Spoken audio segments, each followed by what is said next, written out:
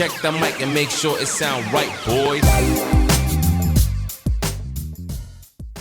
Salut, moi c'est Alex Les Bons Plans, je suis auteur, blogueur, entrepreneur et fondateur de Voyage en Français, une agence spécialisée dans le voyage et les activités touristiques francophones.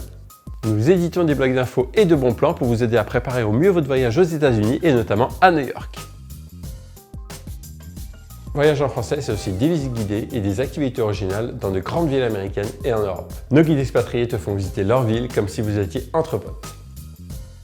La vie des expatriés français, c'est ce dont on va parler dans ce podcast. Connus ou moins connus, ils vont vous partager leur expérience d'expat et aussi leur vie dans un nouveau pays. Et vous verrez, c'est toujours hyper inspirant.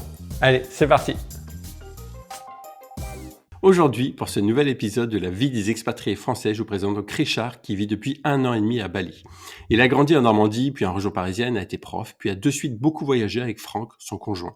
C'est d'ailleurs en 2008, lors d'un voyage de 2 mois au Mexique, qu'ils ont décidé de partager ce voyage sur un blog. Au départ, ce blog n'était que pour leurs proches, puis ils se sont rendus compte que leurs récits et images plaisaient. Ainsi, en 2011, ils ont lancé le blog qu'on connaît aujourd'hui et qui s'appelle One Day, One Travel. Au fur et à mesure des années, ils se sont professionnalisés dessus, puis pour finir par lâcher leurs jobs respectifs et se mettre à temps complet dessus et donc devenir blogueurs voyage professionnels, créateurs de contenu, avec notamment des missions pour des marques et acteurs du tourisme. Est alors venue la pandémie de Covid-19. Ils étaient en voyage à Bali et là, ils se sont posé la question, qu'est-ce qu'on fait? Est-ce qu'on revient en France ou on reste ici en attendant? Finalement, la crise durant, ils ont décidé de s'installer sur place et en même temps, ils ont eu l'idée de se diversifier en lançant leur propre agence de voyage spécialisée sur la destination Bali qui s'appelle Mimpico. Aujourd'hui, ils ont leur maison à Bali et tentent de développer leur agence de voyage ou créer des possibilités qu'impose cette pandémie et continuent de vivre de leur blog. Voilà, je vous présente donc Richard qui va nous raconter son parcours, pourquoi il a voulu rester à Bali plutôt que de revenir à Paris, comment il s'est intégré à la vie balinaise, pourquoi ils ont décidé avec son conjoint de lancer leur propre agence de voyage, comment ils ont pu créer leur entreprise localement, comment ils arrivent à allier travail et vie de couple ensemble, quelles envies il a pour ces prochaines années, etc., etc. Voilà, c'est ça Richard ? C'est ça, parfait résumé. Bonjour à toi, merci de m'accueillir dans ta série d'interviews des expatriés. Puis bonjour à tout le monde et ravi de partager mon expérience d'expatrié à Bali. Ouais, bon c'est cool. Donc là tu nous accueilles dans ta maison, c'est ça ? Ouais, ma maison, donc celle que je partage évidemment avec Franck, hein, mon conjoint, mon partenaire dans la vie et dans nos aventures professionnelles multiples. Et ici on peut pas être propriétaire, donc on loue en fait en longue durée. Et là on s'est lancé pour 10 ans, qui seront sûrement renouvelables pour 10 ans de plus. Donc une belle maison balinaise, super bien placée à Canggu, 500 mètres de la mer. Et là, avec cette pandémie de Covid, il y a des belles occasions à faire en ce moment sur Bali. Et donc là, on a sauté sur l'occasion. Ouais. C'est une ancienne maison, donc il y a pas mal de rénovations. Et c'est ça, tu disais, les travaux. Justement, tu avais arrêté les travaux pile pour l'enregistrement, tu m'as dit. Voilà, là, j'ai dit aux ouvriers, vous faites un stop parce que là, ils sont au marteau-piqueur, on défonce des murs, on fait des ouvertures dans la maison. Donc là, on l'appelle la maison gruyère en ce moment parce qu'il y a des trous un peu partout, même si son petit nom avec nos potes, c'est plutôt le manoir parce que c'est quand même une belle demeure. Et un beau jardin, des palmiers. On s'y plaît bien. Ok, top. Bon, on en reparlera, de toute façon, on en reparlera un petit peu après. On va parler un peu de ton parcours, même si on va parler de Franck, on va surtout parler de toi quand même. Et donc, toi, tu viens donc de Normandie, région parisienne, donc tu as grandi, donc jusqu'à 10 ans, ça, tu me disais, en Normandie, c'est ça? Et après, je passais mon enfance en Normandie, dans un petit village de l'Eure. J'ai encore toute ma famille qui est là-bas, tous mes cousins, grands-parents, etc. C'est à l'âge de 10 ans, j'ai évidemment suivi mes parents qui ont déménagé en région parisienne pour raisons professionnelles. Et là, j'ai continué mes études. Et qu'est-ce que tu as fait comme études justement pour devenir blogueur voyage? Je sais bien que ça n'a rien à voir avec toutes mes aventures professionnelles. En fait, j'ai fait un bac scientifique. C'est là où j'ai rencontré Franck, d'ailleurs, sur les bancs du lycée au siècle dernier. Et ensuite, ça a tout de suite matché. On s'est suivi en fait en fac de sciences. Lui, en plus d'être musicien, il est pianiste depuis qu'il a 5 ans. Il donnait déjà des cours de piano à l'époque. Et en même temps voilà, de sa passion pour la musique, il avait une passion pour les sciences et voulait être OK. enseignant, prof en maths, physique, chimie. Donc lui, il a continué comme moi, en études scientifiques. Et moi, Ouais. j'avais l'objectif d'être astrophysicien. Donc Ah ouais? pareil, D'accord. on a été à la fac de Versailles, on a continué nos études ensemble jusqu'en maîtrise de physique. Lui, il a tourné vers le CAPES. Mmh. Et moi, j'ai continué DEA, thèse en astrophysique.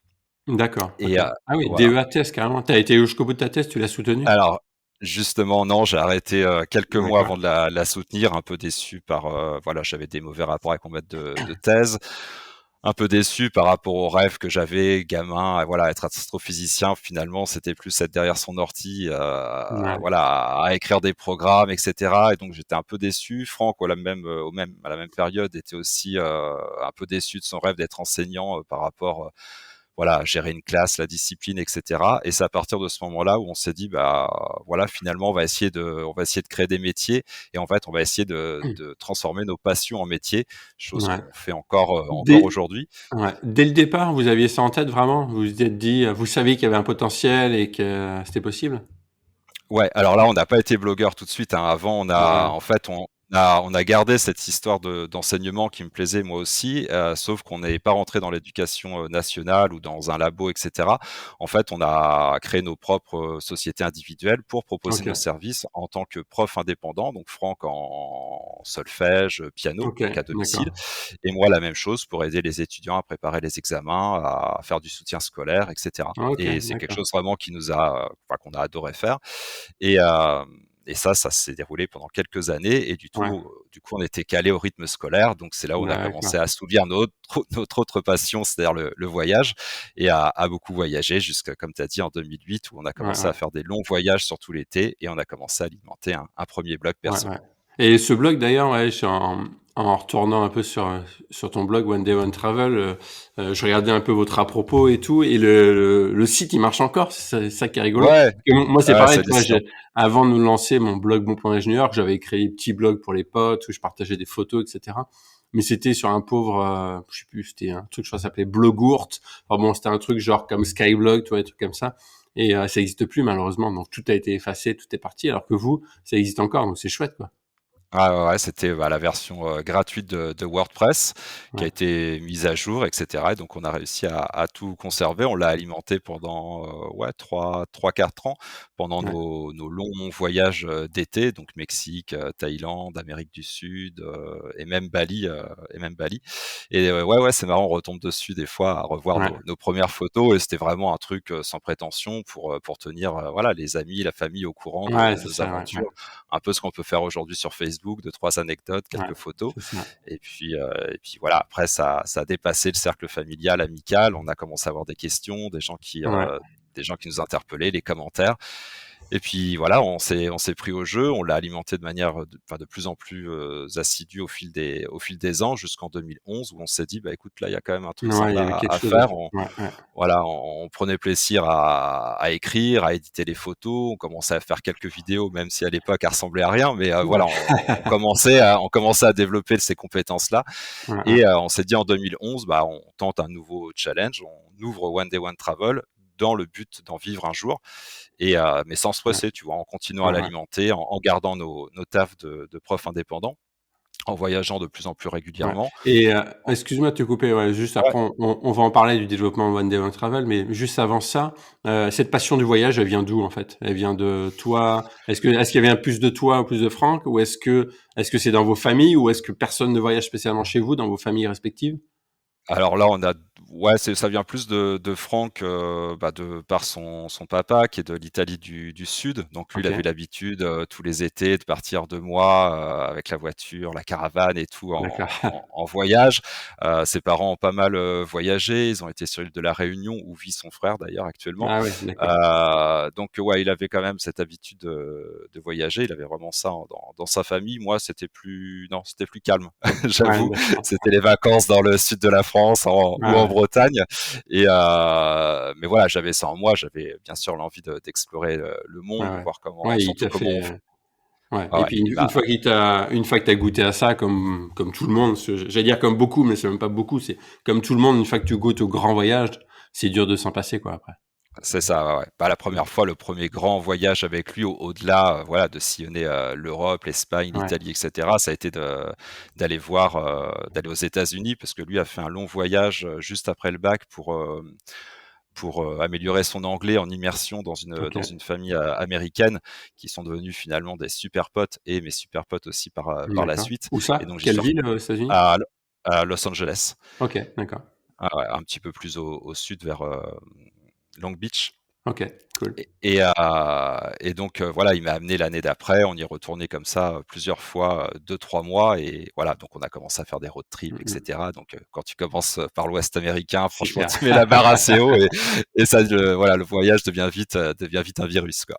Ouais, ouais, ouais, c'est clair, c'est clair. Et donc après, ouais, vous décidez de lancer One Day One Travel, mais en lançant le blog, c'est quoi enfin, vous avez quoi en tête? Vous dites, vous savez que c'était possible de monétiser un petit peu, donc de gagner de Ouais, l'argent avec le blog, et vous ouais, essayez de ouais. tout mettre en place déjà pour bien monétiser, ou vous dites, il faut qu'on en vive, ou pas spécialement, vous dites, ce sera pour arrondir les fins de mois, ou qu'est-ce que vous avez en tête vraiment à ce moment-là en 2011?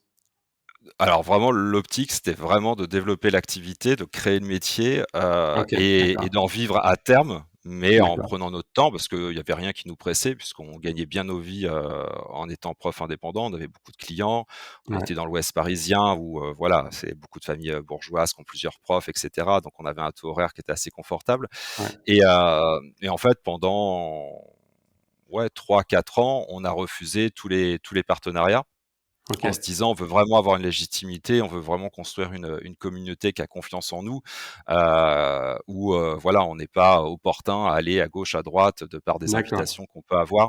On a voulu vraiment, voilà, asseoir une légitimité et prendre notre temps, vraiment D'accord. prendre le temps. Donc là, pendant 3-4 ans, hein, vous mettez même pas de publicité AdSense, donc pour, enfin des publicités Google, et cetera, ou de l'affiliation, rien du tout?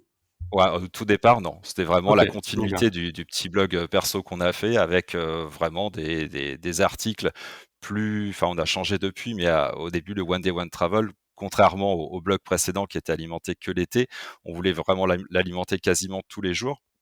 Donc d'accord, on réagissait beaucoup, voilà, même au sujet d'actualité, on reprenait bien sûr nos anciens voyages. On avait, voilà, on va dire une ligne éditoriale qui était un petit peu différente, chose qu'on a complètement arrêtée au bout d'un moment, mais pour avoir, voilà, du trafic et encore une fois pour asseoir une mmh mh. légitimité au niveau Ouais, du ouais, ouais. blog. Et d'ailleurs, pourquoi One Day One Travel alors? Raconte-nous l'histoire alors. Pourquoi ce nom? Parce qu'on était fan à l'époque d'un site qui s'appelait One Day One Song, où tous les jours tu avais une musique différente. Le matin, tu OK, allumes One Day One 5 et puis cette One Day One Song et donc tu avais une musique différente et on s'est dit: «Bah, voilà, le One Day One Travel n'existe pas». Il y avait One Day One Peak, One Day One Song. C'est à OK. l'époque où voilà, il y avait ce site, Ouais, ouais, ce ouais. début de site qui cartonnait et quand on a vu que One Day One Travel était libre, on s'est jeté dessus et ça OK, collait cool. bien au fait, Mmh. au concept où on avait de passer, voilà, Ouais, de d'une passer alimentation de blog, ouais, on va quotidienne, dire quoi. 2 mois dans l'année à quelque chose de beaucoup plus Ouais. régulier. Ouais, ouais, ouais, ouais, d'accord. Et au départ, vous avez vu des blogs, américains ou autres, français qui vous donnaient un peu de l'inspiration, ou vous êtes, mis dans votre truc? Enfin, vous saviez déjà ce que vous voulez par rapport à ce que vous aviez fait? C'était quoi ce que enfin, vous avez quoi en tête? Non, vraiment au tout début, on s'est vraiment mis dans notre bulle et on a OK, fait comme on le sentait. Non, OK. c'est peut-être plus par la suite où bien sûr on s'inspire tous les uns des autres, Ouais, bien où on sûr, a ouais, c'est clair. commencé à finalement quand on a commencé à se développer, à regarder ce qui se faisait à gauche, à droite, aux États-Unis, en Europe et cetera Ouais, et où on s'est intéressé un peu aux autres comme, voilà, la période où on a commencé à faire des salons, rencontrer les autres blogueurs et ouais. cetera. Il y a vraiment eu ces 3-4 premières années où on était vraiment dans notre bulle au départ, à construire vraiment ce qui nous plaisait et à faire ça par pure passion. Mmh mh. Et pourquoi alors du jour au lendemain, vous vous êtes dit: «Bon allez, pourquoi pas essayer de faire des partenariats, essayer de gagner un petit peu d'argent pour ce travail»? Et Qu'est-ce qui s'est bah, passé? comme c'était quand même le but, en arrière-plan, quand on a Ouais, commencé à avoir suffisamment de trafic, une communauté, qui était, voilà, grandissante sur les réseaux, on s'est dit: «Bon», on a commencé à mettre quelques pubs AdSense, à commencer à faire quelques affiliations et comme on voyait on avait de plus en plus, d'invitations, bah, à l'époque, on était mélangés avec les journalistes dans les voyages de presse et ouais, cetera. On a commencé à les accepter et finalement, on a commencé à réduire nos cours pour avoir de plus en plus de temps pour le blog. Et donc, Ok. pendant 2-3 ans, on a commencé à shifter finalement de l'enseignement vers vraiment le blogging pro qui, mine de rien, prend du temps et tu as Ouais, besoin c'est d'être clair. focus à 24/24 entre les missions. Voilà, tu connais hein, les photos, les Ouais, ouais, vidéos, les articles, ouais, c'est clair. la communauté, etc. Mm, mm. Donc ouais, ça a été une lente D'ailleurs, transition. ouais. D'ailleurs, comment vous répartissez le travail? Est-ce que le travail, enfin, comment vous êtes réparti le travail au départ en 2011? Est-ce que c'est pareil aujourd'hui? Ou genre, il y en a un qui gère plus les photos, l'autre plus l'écriture, ou, je sais pas, vous répartissez comment avec Franck ce travail? Alors au début, c'était un peu on n'était pas très bien organisés parce qu'on faisait un petit peu tout tous les 2 Ouais, et donc à un moment donné, justement, quand on est devenu, professionnel, bah, voilà, chaque minute est importante, donc on s'est un petit peu partagé les rôles et du coup, assez naturellement, c'est moi qui ai pris en compte, enfin en charge tout ce qui est l'aspect visuel, donc ouais, photo, montage ok, vidéo, plus le côté, maintenance du site et cetera et Franck, lui, est plus sur l'écriture. ok, d'accord. Écriture, SEO, voilà et la gestion par contre des partenariats, des mails et cetera, ça on se le répartit à parts égales D'accord. et par contre ce qui est assez bizarre dans notre duo, c'est Franck qui fait toutes les prises, photos, vidéos, mais c'est moi qui les édite et qui les monte Ah, derrière. d'accord, ok. Ok, Mmh. d'accord. Bon, si ça Mais bon, fonctionne, on se connaît pourquoi pas. on se connaît tellement bien que voilà, Ouais, ouais, finalement, moi quand je vais chercher dans les photos, voilà, je sais déjà, ce qu'il a pris, voilà, ouais, c'est pas comme si c'était une personne que tu connais pas ouais, ouais. qui fait toute la prise. Et d'ailleurs, tous les voyages, vous les avez fait tous les deux ou des fois, il y en a un qui partait, je sais pas, il partait en Allemagne par exemple, ou l'autre qui partait, enfin, je sais pas, n'importe quel pays, et l'autre restait à Paris. Non, toujours ensemble? Ah non, toujours ensemble, ouais, c'était les Ouais. les 2 ou rien. Ouais, non, mais des fois, il y a des couples comme ça, bah, des couples, voilà, enfin, différents couples où des fois, ils Ouais, se ouais. séparent parce que, voilà, c'est plus pratique. Il y en a un qui a un job et voilà, il peut pas bouger. Mais ok, d'accord, toujours, Non, non, on a toujours, ouais. ouais, on a toujours fait les voyages tous les 2, ouais. Ouais. Et au niveau destination, alors, ce que je savais pas, ce que j'ai appris il y a pas très longtemps finalement, c'est que vous vouliez vraiment, enfin depuis le départ, vous dites faire 50% vraiment, de destinations françaises, Ouais. et puis après, bah, les 50 autres % internationales. Mais vraiment, vous vous êtes directement dit, avant le Covid, vous vous êtes dit que la France c'est important et de mettre en avant justement notre beau pays, quoi. Ouais, ouais, ouais, ça c'est vraiment ce qu'on a voulu faire dès le départ, donc 50% du contenu en France.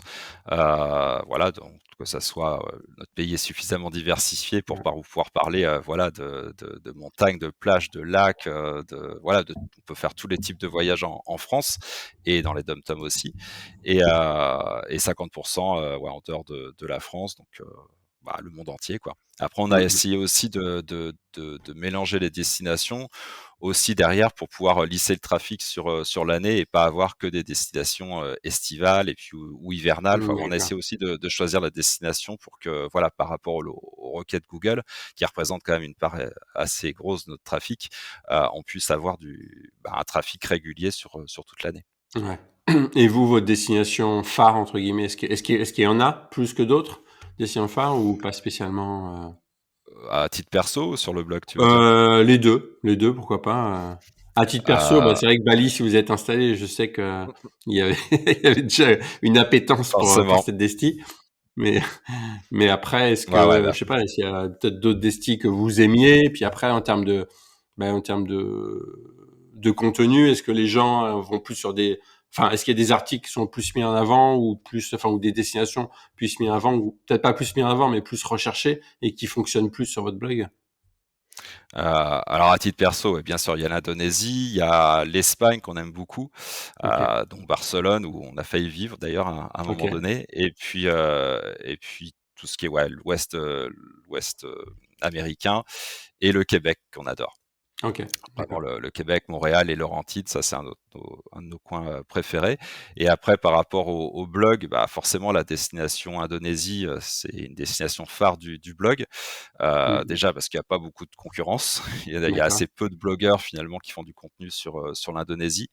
OK. On a pas mal de contenu sur la Thaïlande qui marche très, très bien aussi et ensuite ce qui marche bien sur le blog, c'est beaucoup les capitales, européennes. OK. style Stockholm, Rome, Barcelone, Madrid. Voilà, ça D'accord. c'est quelque chose. Ouais, les city guides, c'est quelque chose qui marche très bien. Ouais, ouais, d'accord. Et à ton avis, pourquoi est-ce que enfin, vous avez forcément déjà analysé, mais pourquoi votre blog, il marche, en fait? Quelle est votre patte? Quelle est votre touche? Qu'est-ce qui fait que les gens aiment bien venir lire vos infos? Qu'est-ce Je pense qui que, bah, en fait, c'est surtout, bah, la longévité du blog qui a fait qu'on a une relation avec notre communauté qui est hyper, comment dire? Enfin, on a vraiment une énorme confiance dans notre communauté, chose qui est hallucinante et dont on se rend compte aujourd'hui qu'on bascule du côté, agent de voyage où, bah, voilà, nos followers nous font vraiment confiance et mmh, deviennent les clients de l'agence de voyage. Donc je pense que c'est, finalement le côté, notre côté simple et authentique, je pense en 1 et le fait mmh mh, que, voilà, on vient pas de la com, du marketing, on a tout appris ouais, sur le tas et ça, on l'a partagé aussi avec notre communauté. Ça s'est forcément fait ressentir et donc il y a je pense que, ouais, c'est le côté vrai, authentique et passionné, je et dirais, ouais, et passionné aussi. Ouais, passionné qui ouais. fait que, ouais, que ça marche plutôt Ouais, bien. ouais. Et d'ailleurs, c'est vrai que, bah, vous êtes un couple gay et est-ce que qu'est-ce qui, enfin, ce que je trouve, marrant, enfin, je sais pas si c'est le terme marrant, mais ce que je trouve, en tout cas, enfin, ce qui est important, je trouve, c'est qu'en termes de communication, vous êtes pas spécialement fixé là-dessus, quoi, finalement, Ouais, sur ce côté gay et vous êtes un couple normal et c'est vrai que moi-même, j'ai mis du temps à comprendre que vous étiez en couple, tu vois, ensemble et c'est vrai que ça se voit pas, vous le mettez pas spécialement en avant de temps en temps en avant en photo, mais pas spécialement. Donc c'est un parti pris ou vous voulez vous ouvrir, vous êtes montrer que vous êtes des, enfin je sais pas comment on peut dire, mais que ouais vous êtes pas spécialement que un couple gay, vous êtes voilà bah, enfin je sais pas. c'est Ouais, comme dans notre vie finalement, c'est une des facettes, bien de sûr, nos vies et de notre personnalité, mais c'est pas ça qu'on met enfin voilà, ça nous définit pas complètement bien et sûr, donc ouais, bah, même chose pour le blog, on voulait pas s'enfermer dans cette case-là et puis finalement après faire quoi? Que des croisières gays, des plages ouais, gays ouais, et voilà, je pense que malheureusement en France, quand tu commences à mettre en avant une étiquette, tu es vraiment enfermé tout de suite ouais, là-dedans et ouais. ça on voulait Ouais, pas vous aviez et donc peur de vous ouais enfermer là-dedans. et Ouais. c'est ça et en plus, même dans notre vie de tous les jours, c'est voilà, ça fait partie de nous évidemment, mais c'est pas quelque chose qu'on met plus en Ouais, avant bien que ça sûr. Ouais, ouais. et Mmh voilà, on vous là, ce qui fait qu'aujourd'hui, on a bien sûr une communauté gay qui nous suit, mais elle est minoritaire par rapport, mh. Ouais, aux d'accord, OK. familles, aux solos et cetera. Ouais, C'est ouais. peut-être, moins de 20 de notre public, Mmh quoi mh. et encore. Mmh mh. Ouais, ouais, d'accord, OK, cool. En tout cas, ça fonctionne bien. C'est vrai qu'il y a une communauté qui est là. Je vois à chaque fois et puis moi, ce que j'aime en tout cas, enfin, je t'ai laissé parler avant de donner un peu mon sentiment, mais ce que j'aime, c'est le Mmh. côté passionné que vous avez tous les 2. Même si bon, après, c'est vrai qu'on te voit plus toi derrière, notamment en story, sur les réseaux sociaux.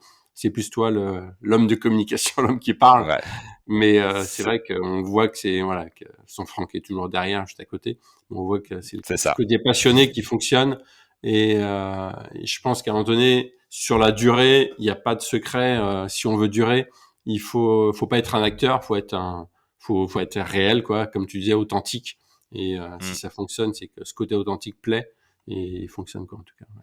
Top, top, top. Et donc aujourd'hui, sans parler spécialement de la période Covid, votre blog fonctionne encore enfin, vous arrivez à monétiser, à gagner de l'argent, même si c'est vrai qu'il y a cette période Covid qui a forcément baissé vos revenus, mais sinon il fonctionne encore, même si vous avez créé autre chose à côté et vous voulez toujours le développer, vous avez toujours cette envie-là. Ouais, alors là, c'est sûr qu'on depuis 2 ans, on l'a beaucoup moins alimenté que qu'avant, hein, forcément. On continue bien sûr à le monétiser. On a pris quand même une petite claque en trafic, hein, forcément, parce Ouais, qu'on a beaucoup de destinations, même si on a de la France, on a quand même beaucoup de destinations, lointaines, notamment l'Indonésie, la Thaïlande, l'Amérique du Sud. Donc donc là, ça repart très, très, très doucement. ouais.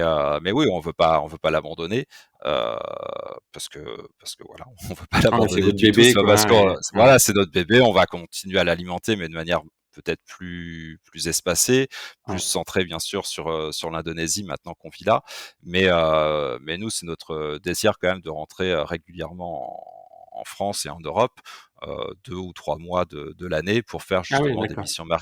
des missions OK. marketing, pour le blog, en Europe, au Canada, aux États-Unis ou peu importe. D'accord, OK. Mais quand les choses vont rouler, peut-être à partir de l'année prochaine, Ouais, ouais. c'est quelque chose qu'on veut mettre en place, ouais. D'accord. Parce que là, vous êtes rentré en France, je crois, il y a pas très longtemps. Et Ouais, on est rentré ouais, au mois de juin pendant un mois, mais bon, ouais, c'était puisqu'en fait, c'était pas prévu, hein, qu'on reste, qu'on ouais, s'installe, ouais, ouais, ouais. ici à Bali. On pourra peut-être en parler Ouais, après, on mais va en du reparler coup, juste après, ouais, ouais. voilà, on avait laissé l'appartement un peu, en l'état. On était parti D'accord. logiquement que 3 semaines. Au bout d'un an et demi, il y avait quelques petites choses à Ouais, régler, quoi. ouais, c'est clair.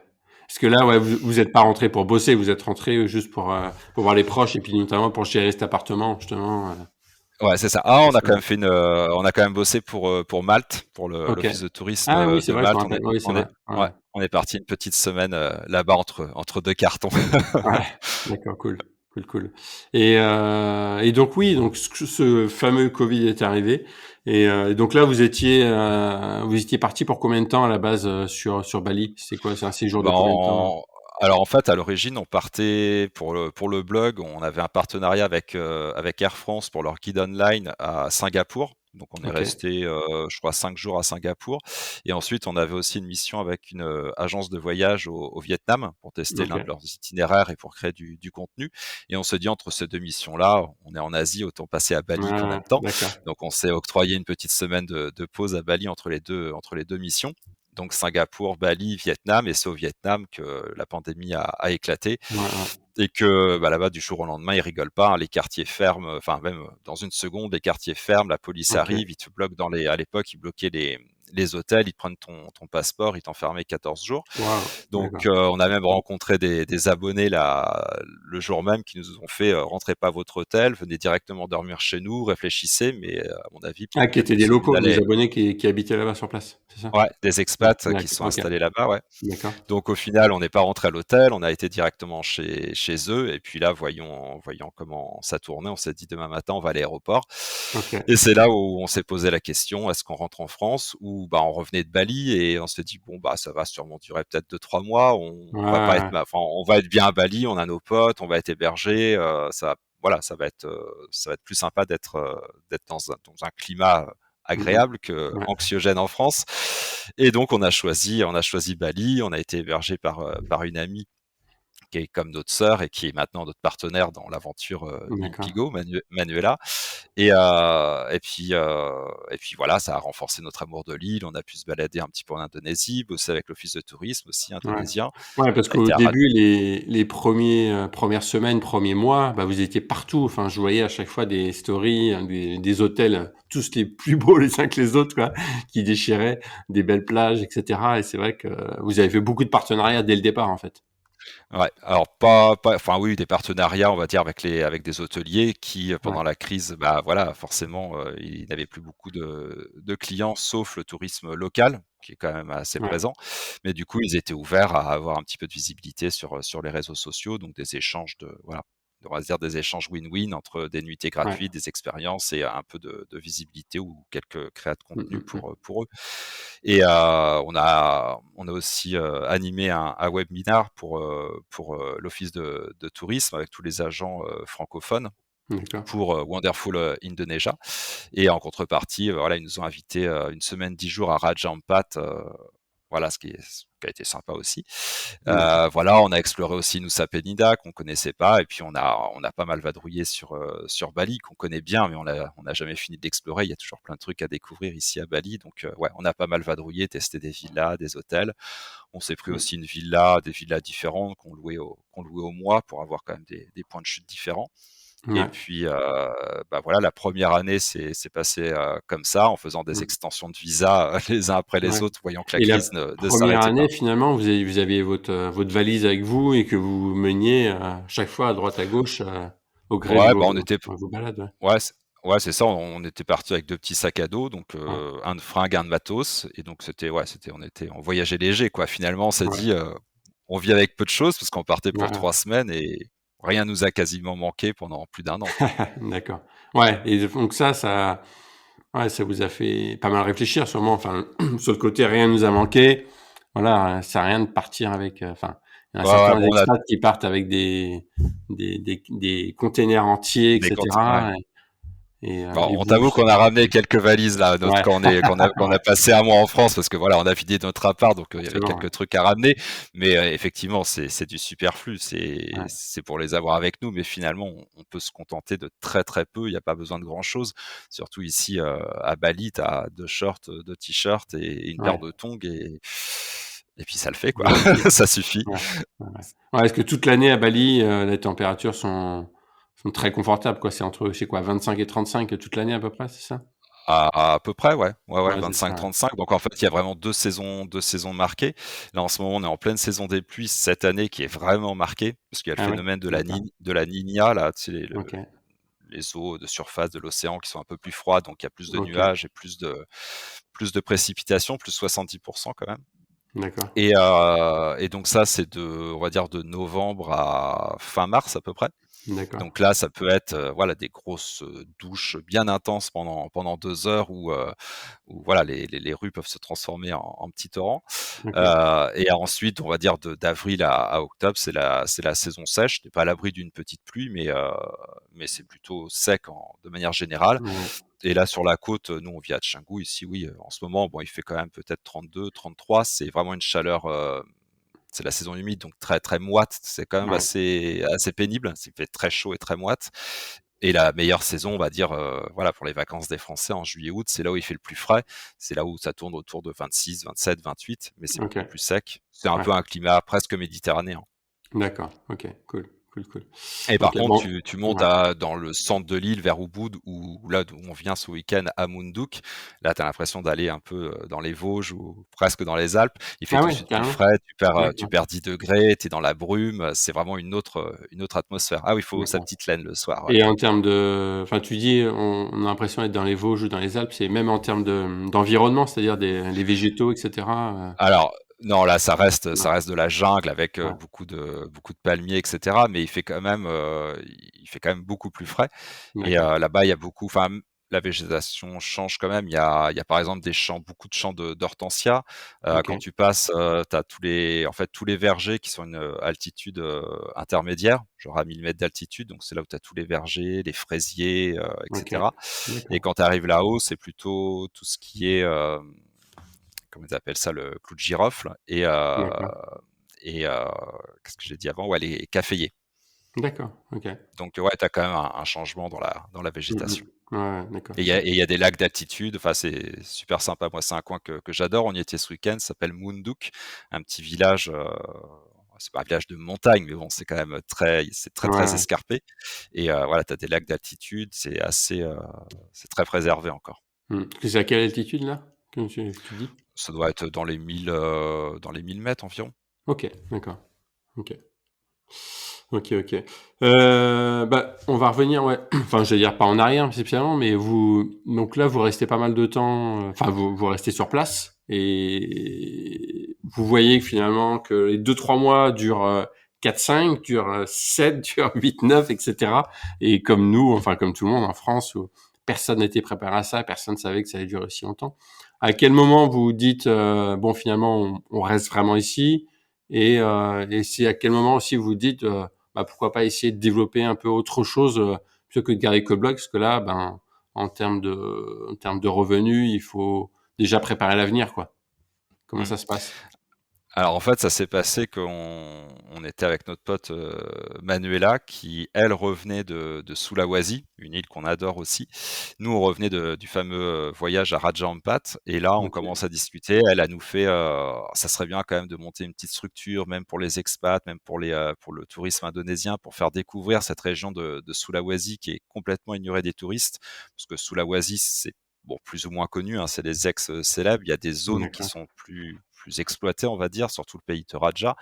Mais elle connaît vraiment la partie sud-est où là, tu rencontres, aucun touriste et c'est des paysages de malades.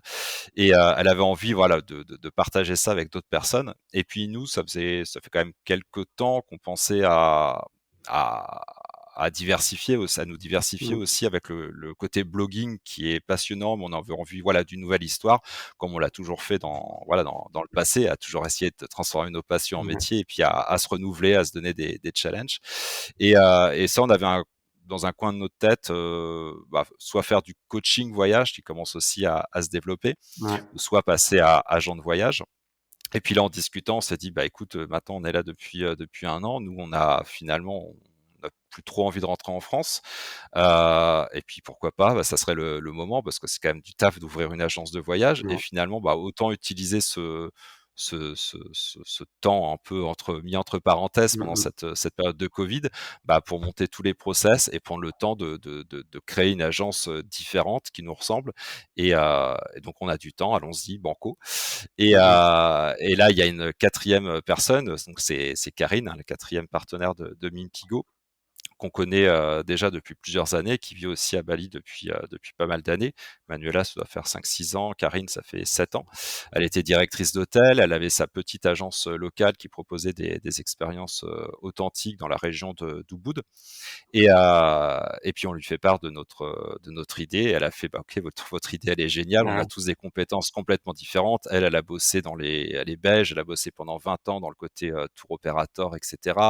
Directrice d'hôtel, déjà sa petite agence. Nous, on avait tout le background de communauté, de marketing, communication. Et puis on a Manuela qui elle, qui aime barouder, qui est un peu notre réceptive, qui adore aller aller sur d'autres îles, aller rencontrer les gens. Elle est très très à l'aise avec ça. Et donc on s'est dit, tous les 4, on a le potentiel de faire un truc vraiment cool. Et donc banco, on va chez le notaire, on signe et c'est parti. D'accord. Ouais. On va en parler juste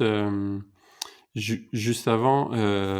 Donc comment Manuela, tu disais que tu la connaissais déjà avant. Tu l'as connue, enfin vous l'avez connue comment exactement? C'est on l'a parce connue que vous habitiez pas là finalement avant et ouais, en fait, on connaît Bali, nous, depuis 2011 et tous les ans, depuis 2011, on passe 1 ou 2 mois en Indonésie et forcément, on finit le voyage à Bali, mais on explore aussi d'autres îles de l'archipel. Il y en a plus de 16 000, donc on n'a pas fini.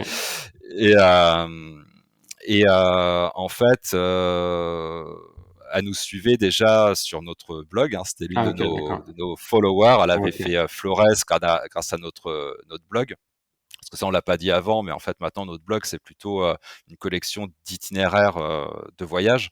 Tu veux découvrir la Thaïlande ou une île indonésienne ou l'ouest des États-Unis ou le Québec, etc. C'est beaucoup d'itinéraires avec un article, une vidéo par étape, etc.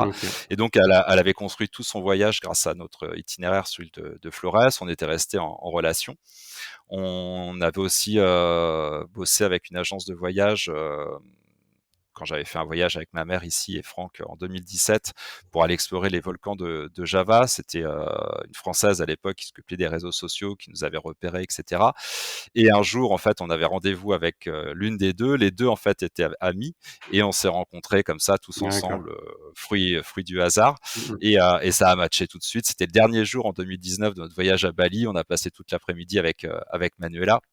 Elle faisait du management de villa, elle nous a dit quand vous reviendrez, je vous fais visiter mes villas, peut-être que vous pourrez en tester une ou deux. Et on a fini sur le sunset à Bali, à boire une coconut, à se raconter nos vies. Et voilà, ça a vraiment matché tout de suite. Et quand on est revenu là, juste avant la pandémie, on a passé une semaine avec elle. Et quand on est revenu après le Vietnam, on l'a appelée, on lui a dit Manu, on peut dormir chez toi. C'était un grand oui tout de suite. Et on est resté 3 mois chez elle. Donc vraiment une belle relation. Ouais, d'accord. Et donc après vous avez décidé de lancer l'agence. En termes de création d'entreprise, je sais qu'on en a déjà parlé ensemble, où tu me disais que pour créer une entreprise localement à Bali, il faut un local qui soit dans l'entreprise, c'est ça? Enfin, au sein des associés. Tout dépend en fait du secteur d'activité d'accord, ok. de l'entreprise. Pour une agence de voyage, 30% des 30% des parts doivent être détenues par un Indonésien. Après, tu as d'autres types d'activités où tu n'en as pas besoin. Et nous, comme on veut, on a créé, tu as 2 possibilités en fait ici de créer une société. Ça soit une PT locale, donc on va dire que c'est une société plus confidentielle, avec moins de chiffre d'affaires, etc.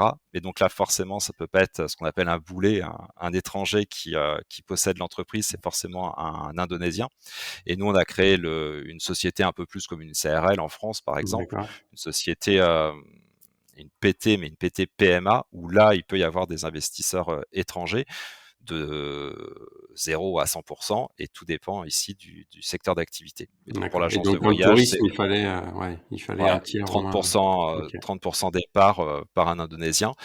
Mais en même temps, on a pas mal d'amis indonésiens et balinais, dont d'accord. un guide francophone qui s'appelle Titak, et que notre pote qui connaît même ma famille, qui est venu ici à Bali il y a très longtemps, en qui on a entièrement confiance, qui est dans le tourisme aussi, et donc c'est lui qui fait partie aussi de la société. Donc en tout, D'accord. on est 5 avec Titak. Donc vous êtes 5, mais lui, il a 30% des parts alors, c'est ça, de la Ouais. société? Ouais, histoire Et que nous, ce soit on se le reste, partage le voilà. quart du reste. Voilà, OK, d'accord. OK, top, top, top. Et en termes de création d'entreprise, est-ce que c'est compliqué? Est-ce que c'est long? Enfin, Ah, l'administration, locale? alors oui et non, c'est un peu particulier. En fait, ici, c'est très difficile d'avoir des réponses précises à toutes les démarches administratives. C'est-à-dire que D'accord. tu vois 5 personnes, ils vont t'expliquer 5 histoires différentes. Donc OK, c'est pas rassurant. Donc au départ, on est passé par une agence qui a vraiment opinion sur rue, et qui s'occupe de tout le process de création de société, qui est détenu par un Français. Donc ça OK, rassure pour avoir ouais, vraiment toutes les explications nickel. Ça coûte beaucoup plus cher, genre 3 fois plus cher que si tu vas chez un notaire ouais, indonésien. d'accord. Mais voilà, ça nous a rassuré Mmh au mh. départ, et donc lui se charge de tout le process, voilà, de tous les actes, le lien avec le notaire, Ouais, tout le côté administratif de déclaration. Et donc voilà, quand on connaît, enfin déjà quand on parle pas bien l'indonésien, qu'on connaît pas vraiment, et on connaîtrait jamais à fond toutes les lois indonésiennes, c'est mon conseil quand même, c'est de passer par ce genre de structure qui peut t'accompagner. mmh mh. D'ailleurs, ouais, là, tu parles de loi indonésienne et des fois, c'est vrai qu'on parle de Bali. Il y a, est-ce que, moi, ce que j'ai l'impression, après tu me dis, ça, je connais j'ai jamais été à Bali déjà, ni en Indonésie, et c'est vrai que j'ai l'impression que Indonésie, ça fait un peu comme les États-Unis, et puis finalement Bali, c'est un peu comme un État avec leurs propres règles, même s'il y a des règles peut-être de toute l'Indonésie, mais il y a quand même des propres règles à Bali. Est-ce que c'est comme ça aussi ou pas? Plus ou moins, ouais. Ici, ils Ouais, appellent ça des provinces. Donc Bali est une province de l'archipel indonésien. OK. Par contre, non, les règles au niveau de l'administration, c'est vraiment des règles communes C'est commune à à tout le toute pays? l'Indonésie. Là, ce OK, qu'on a fait ici à d'accord. Bali, on aurait pu être à Java, à Flores, OK, dans d'accord, n'importe quelle autre île, ça aurait été les mêmes règles à suivre. d'accord. OK, Heu, Après, tu peux avoir des règles spécifiques aux provinces, mais ça va être plus dans l'organisation de la vie de tous les jours. Là, comme en ce moment, des petites restrictions qu'ils peuvent avoir, comme jusqu'à quelle heure les restaurants peuvent ouvrir, est-ce que les boîtes peuvent ouvrir ou pas, d'accord. des contrôles parfois entre les villes, et cetera. Donc c'est vraiment de la législation très, très locale, Mmh qui mh. peuvent être spécifiques à l'île de Bali. Alors c'est vrai que les gens des fois confondent, hein, Bali fait bien partie de l'Indonésie, hein, Ouais, c'est pas un pays à part entière, c'est vraiment une province très spéciale, mais une province quand même de l'archipel indonésien, d'accord. parce que Ouais. c'est la seule île hindouiste dans le plus grand pays musulman au monde, même s'il y OK, a toutes les religions qui sont représentées ici en Indonésie. OK, d'accord. Et je sais plus ce que je voulais dire. Oui, voilà, je voulais repartir un peu sur Mimpigo, essayer de, tu nous expliques un peu le concept, en fait, de Mimpigo, donc ton agence de voyage, enfin votre agence, mais c'est aussi la tienne. Moi aussi, ouais, ouais. Vas-y. Donc Mimpigo, donc Mimpi, Go, Ouais, Mimpi, ça veut dire rêve en indonésien. OK, Et donc en gros, c'est pour éveiller les rêves de voyage. On a vraiment trois piliers qui définissent l'agence. C'est le côté authentique. Donc là, on rejoint ce qu'on a dit sur le blog, ouais, mais on reste vraiment sur cette idée-là de de proposer des choses différentes, parce que c'est clair que Bali, c'est une île quand même très touristique. Mais d'ailleurs, on s'arrête pas qu'à Bali avec l'agence, hein. On peut explorer plusieurs îles. On a, comme je disais tout à l'heure, Manu qui connaît super bien Sulawesi, on a ouais, des trips exclusifs à Sulawesi, à Flores, à Sumba. Enfin voilà, on fait pas que Bali, mais bon, Bali a quand même ouais, la vedette.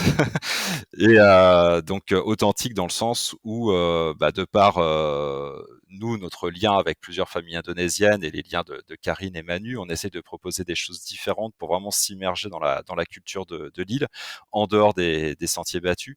On va essayer de dénicher voilà, des nouvelles cascades. On en trouve encore régulièrement à Bali, autres que celles qui sont sur Instagram. On teste tous nos hôtels. On essaye vraiment de trouver voilà, des expériences les plus authentiques possibles. Donc, il y a vraiment ce côté-là qui est pour nous hyper important.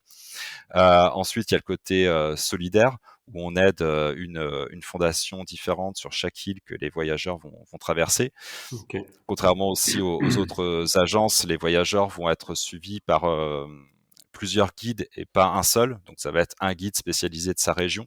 Si tu vas à Ubud et à Sidemen, bah, tu auras un guide local à Ubud qui connaît hyper bien sa région, donc les coins secrets, donc les bonnes adresses, etc.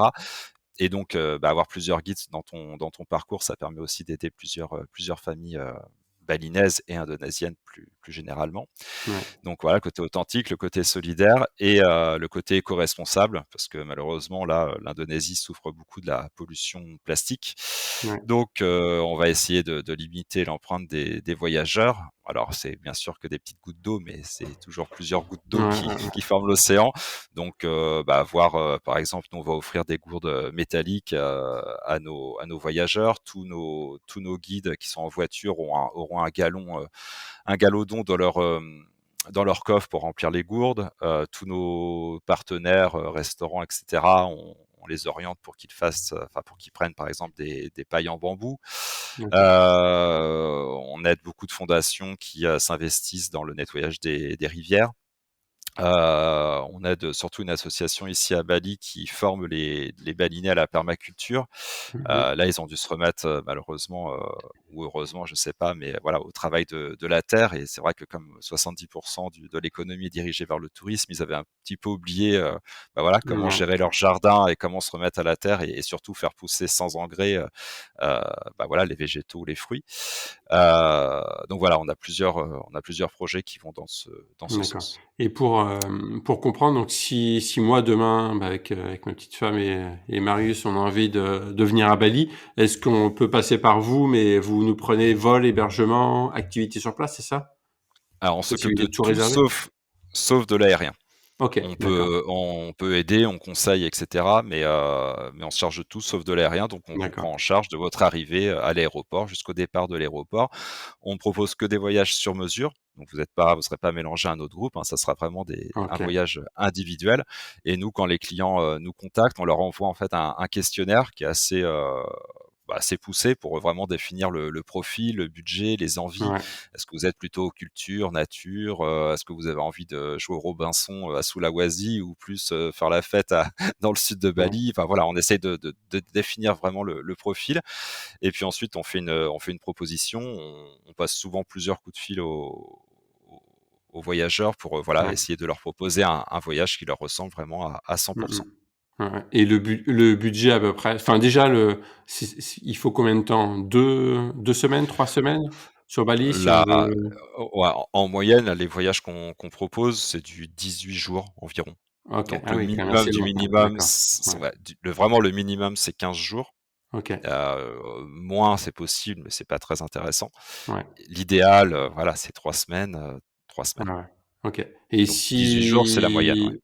Ouais. Donc en moyenne, si on veut rester 18 jours, le budget à ton avis, est-ce que tu as un budget moyen à peu près pour Budget moyen pour 2 personnes avec un enfant? Ouais, par exemple, moi, par exemple, 2 personnes plus un enfant. Avec guide franco ou guide anglo? Ah oui, d'accord. Vous pouvez avoir des guides français et guides anglophones aussi. Quoi, c'est un peu Ouais, plus c'est ça. cher un guide français parce qu'il y en a un peu moins, c'est ça? Exactement, ouais. Ouais. Et après, ça dépend aussi de la période de l'année. Tu viens en juillet, août, ici, les hôtels sont 2 fois plus chers que si tu viens en OK. avril ou en D'accord. octobre, par exemple. Donc Ouais. ça joue aussi. Mais voilà, grosso modo, on va dire qu'il faut un budget pour 4 000 €, D'accord. 18 jours, 2 personnes Ouais. avec un enfant, avec beaucoup Ouais. d'expérience, tous les Ouais. transferts, OK. souvent les repas du midi, et cetera. Je pense qu'on fait un beau Ouais. voyage. D'accord. OK, chouette, chouette, chouette. Après, c'est surtout c'est ton choix d'hébergement qui va Ouais. faire peut-être doubler la note, enfin peut-être pas doubler, mais Mm. où il va y avoir voilà, une différence notable si tu voyages en guest house ou si tu voyages en villa privée avec piscine. Là, c'est sûr que Ouais. il y a un gap entre les deux, quoi. C'est Ouais, surtout bien sûr. Après, c'est vrai que l'hébergement les ouais, ouais. qui change tout. Ah, ouais. Après, c'est vrai que même si j'ai jamais été, j'ai vu beaucoup de avec vous déjà beaucoup d'images et puis après j'ai des proches qui ont été aussi à Bali et c'est vrai que les hôtels sont souvent très chouettes, très jolis et ils donnent Mmh. envie et la qualité est quand même assez haute sur Bali. Enfin, je sais pas ce que tu en penses? Est-ce Ah ouais, que ouais. ouais. Alors là, c'est clair que ils sont très bien formés. Souvent, en fait, ils sont formés dans les croisières, les Indonésiens. C'est là où ils apprennent à parler anglais et c'est là où, bah, l'exigence de service est un peu optimale et du coup, ceux qui sont passés par la case, croisière sont vraiment très, très bons. Donc le service est très bien et puis voilà, ils se créent des projets, hôteliers de malades et tu peux dormir dans des villas en bambou, tu as des vues de dingue sur, voilà, sur les volcans, sur les rizières. Donc il y a ouais, il y a 1000 façons, il y a 1000 façons de voyager ici à Bali, ouais. Après, Mmh, nous, ce qu'on mmh mh. recommande, c'est vraiment d'être proche aussi de la population locale. Donc, on demande souvent aux gens si ça les intéresse de dormir dans des homestays, donc des chambres d'hôtes, on pourrait dire en français, OK. tenues par des familles pour vraiment être au contact, voilà, parce qu'eux vivent beaucoup en communauté, les enfants, les parents, les grands-parents, les Ouais. cousins. Souvent, c'est des plusieurs petites maisons qui se partagent un espace et c'est, bah, quand on veut s'immerger comme ça dans la nu natu dans la culture de l'île et si on veut donner un peu un sens à son voyage, je pense que c'est bien de voilà, d'être au contact et d'apprendre des balinés qui ont beaucoup à nous apprendre. Mmh, mmh mh.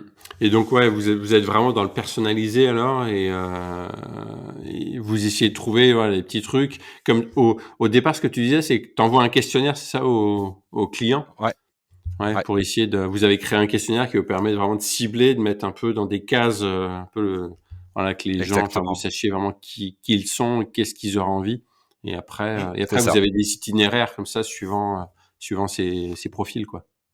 Alors ouais, alors pour l'instant, on n'a pas d'itinéraire type, c'est vraiment du 100 à la carte. OK, Ça OK. viendra peut-être quand il faudra Ouais, ouais. optimiser tout ça, mais pour l'instant, non, on a Franck qui nous a créé un logiciel, de malade, enfin, D'accord. un software qui nous permet, nous, de créer nos cotations avec les itinéraires et combien ça OK. coûte et le proposer et cetera et donc on a voilà, on a des dizaines, d'activités possibles et c'est une sorte de puzzle, en fait, Ouais, qui ouais, bien sûr. s'organise pour organiser comme ça, Mmh mh. bah, le voyage, «parfait» entre guillemets. Ouais, ouais, ouais. Et toi alors dans cette agence de voyage, c'est quoi ton rôle alors? C'est vraiment la communication, tu restes sur la communication, sur Ouais, je les reste, réseaux sociaux et sur tout cetera? ouais, c'est moi qui gère vraiment tout ce qui est alors on est tous, un petit peu des couteaux suisses en ce moment, hein, forcément, Ouais, c'est le début. Il va falloir que l'équipe s'étoffe et on va passer là justement pas mal d'entretiens avec des Indonésiens pour OK. étoffer l'équipe. Mais, on est tous ce qu'on appelle le travel designer, c'est-à-dire suivre un dossier du début à la fin du mail, du rendez-vous téléphonique, l'envoi du questionnaire, trouver l'itinéraire, coter. Mmh Mais mh. par contre, à partir de là, c'est moi qui gère le reste. On envoie en fait une fois qu'on s'est mis d'accord sur le voyage à proposer à nos clients, on envoie un PDF qui est OK. qui est très complet, très imagé, avec le détail de tout ce bah, de l'emploi du temps en fait, pour que les gens Ouais. puissent s'immerger dans leur voyage. Donc ça, c'est moi qui crée ce PDF. Pour l'instant, il y a que moi qui fais ça. OK. Et je gère aussi bah, tout ce qui est réseaux sociaux et le site internet qui est en préparation. Il est pas encore sorti, mais c'est moi qui m'y colle. Mmh mh. D'accord. Et après, petit à petit, j'essaie de Ouais. former aussi bah, Manuela et Karine pour que bah, Manuela, elle, justement, quand elle va, parce que c'est elle qui va être un peu notre réceptif, qui va beaucoup barouder. Et OK. donc, bah, voilà, je l'ai formée pour qu'elle puisse prendre voilà, des photos chouettes, des Mmh vidéos en mh. story. Donc, elle commence à se prendre au jeu, elle commence à être Ouais. une vraie blogueuse, D'accord.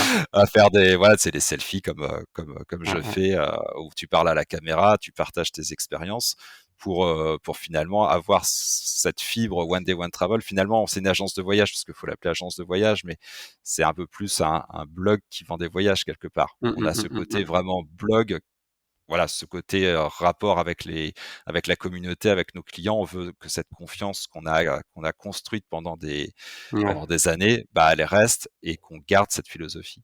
Mmh, mmh, mmh. Ouais, c'est clair. Mais ce qui est c'est rigolo, c'est qu'on est, on avait parlé de toute façon déjà, je me rappelle à un salon, je sais plus si c'est salon du tourisme ensemble où, vous me disiez, ouais, que vous aviez envie de vous diversifier un peu, on avait parlé ensemble et puis là, en voyant comment vous êtes diversifiés, finalement, on reste assez proches l'un de l'autre dans le sens où moi, j'ai créé mon agence aussi Mmh.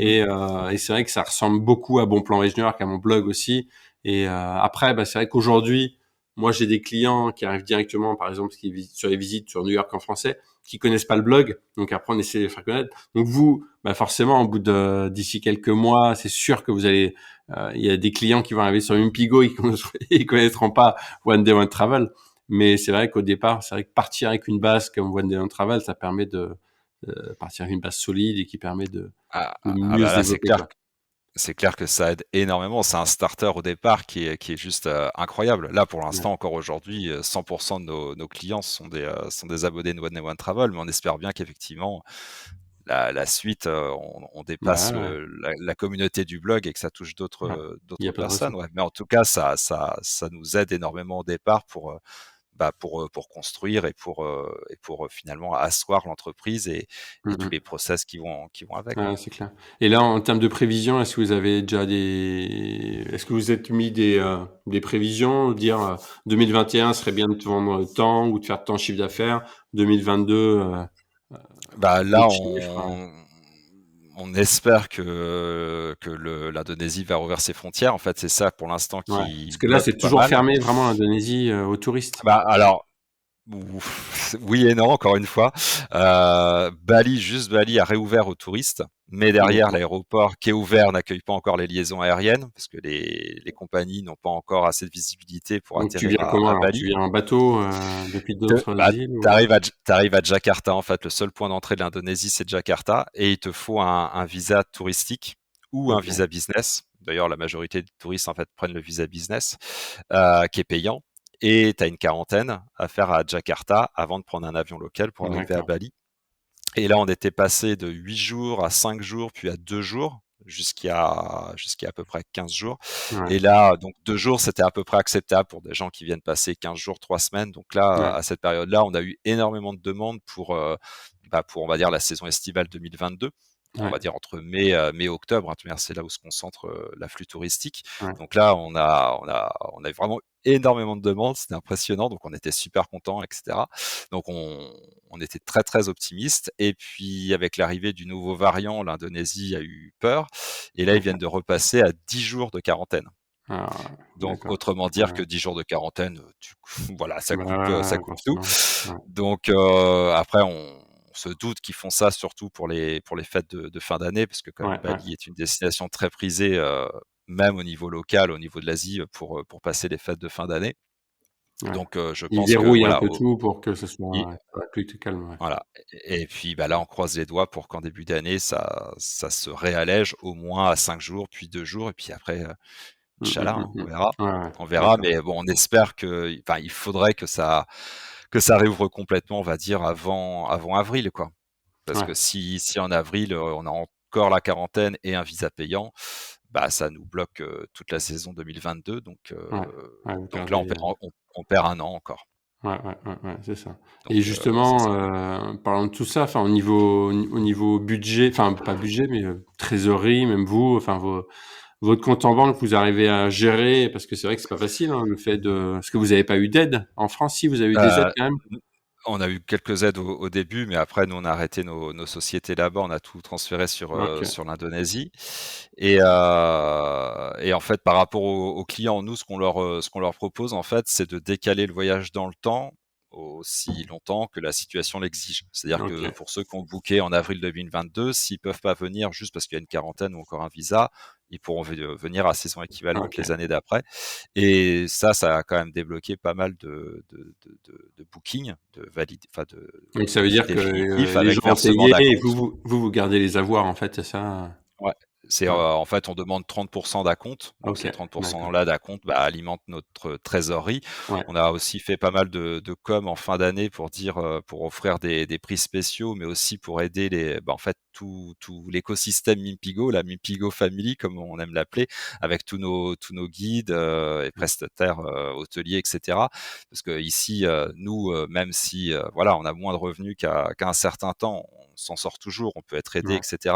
Là, les balinais, ils arrivent vraiment au bout du système. Donc, ils vivent en communauté, donc ça aide aussi, mais ça a ses limites. Ouais. Ils ont vendu pas mal de choses. On empêche nos guides qui vendent leur voiture parce que sinon, ça va être juste une Ouais. catastrophe. Mais ils vendent leurs scooters, ils vendent les bijoux, ils vendent en fait tout ce D'accord. qu'ils Ah peuvent. ouais, Mais d'accord. là, ils sont arrivés au bout. Donc, Est-ce qu'ils vendent tout ça parce qu'ils ont plus d'argent, parce que ce qui leur fait il n'y vivre, a c'est le plus rien. tourisme, c'est ça? C'est ça, Ouais, complètement. Ouais, ouais. Ils sont d'accord. tous maintenant ils sont retournés dans les rizières à la débrouille, quoi, finalement, pour essayer de survivre. Mais là, Ouais. on arrive vraiment au bout de la logique, là. Et Si on perd encore une année, ça va être vraiment très, très ouais. compliqué. Et l'État là-dessus, l'État indonésien, il dit rien, il laisse faire. Et pourquoi ils ont pas l'argent? Ouais, bah là, ouais, ils laissent faire. Il y Ils laissent a des faire. petites des micro-aides, on va dire, qui sont versées aux familles balinaises, mais il y a pas du tout de com faite Ouais, là-dessus, donc les gens sont pas au courant. Puis c'est le chef de village ici qui centralise tout, ce qu'on appelle le bandjar. Donc si tu vas pas demander au bandjar ce dont tu as le droit, bah, en fait, il le garde pour lui. Il y a quand même un d'accord, système un peu pyramidal qui pourrait marcher si tout était bien huilé, mais voilà, il y a aussi un peu de corruption, il y a d'accord. malheureusement tout est pas bien huilé dans le système. Ouais, ouais, d'accord. Ouais, c'est vrai que c'est ouais, dur pour les locaux alors. Parce que je sais que tu m'avais dit il y a Ouais. quelques mois aussi que même c'était arrivé d'acheter des sacs de riz pour ceux qui bossaient avec Ouais, ouais. toi et tout, histoire de les aider parce que toi, ça Bah, coûtait ouais, pas ouais. trop cher, mais eux, ben, c'était beaucoup de choses pour eux, enfin beaucoup pour Mmh eux, quoi. mh. Ah bah, bien sûr. Nous, on a encore vu tous nos guides, on va dire les guides experts qui symbolisent chaque région de Bali qui, bah, ils font partie de notre famille, hein, c'est vraiment nos Mmh. potes maintenant. On les a vus là lundi dernier, on a fait une petite réunion, on a mangé avec eux et bah, voilà, on leur a offert à chacun 2 sacs de 25 kilos pour, D'accord. nourrir leur famille et puis là, il y a eu beaucoup de cérémonies aussi, ça leur coûte énormément d'argent à Bali parce qu'eux, ça a fait partie de leur culture. Il y Des avait la cérémonies la religieuses, fameuse ça veut dire?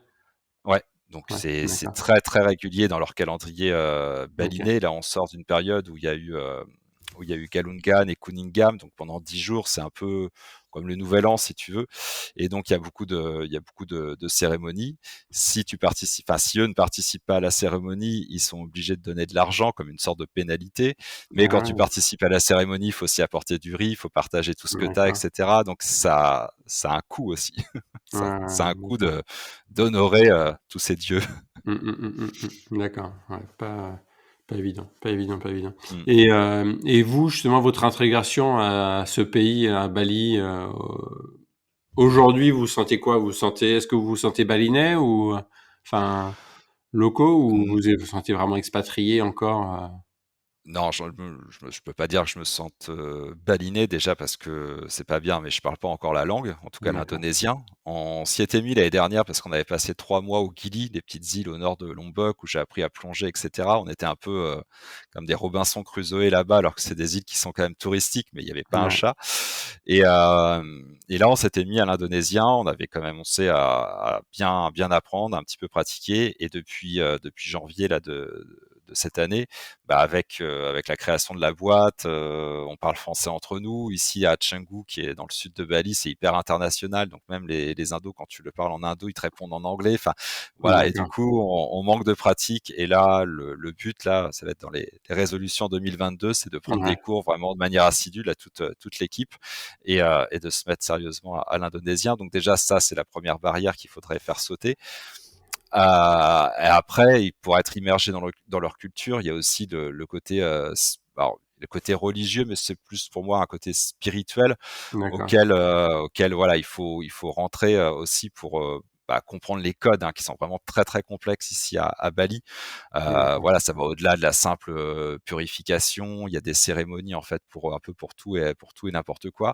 Donc on peut dire que Karine et Manuela, elles sont beaucoup plus balinaises, même dans leur d'accord, cœur, quoi, OK. que nous. Mais nous, voilà, c'est un process qui est un petit peu plus Ouais, lent. bien sûr, Nous, c'est c'est qu'un vrai an et qu'on est, demi, c'est pas très long, quoi. voilà. Et puis nous, on est hyper cartésiens, on est des scientifiques, etc.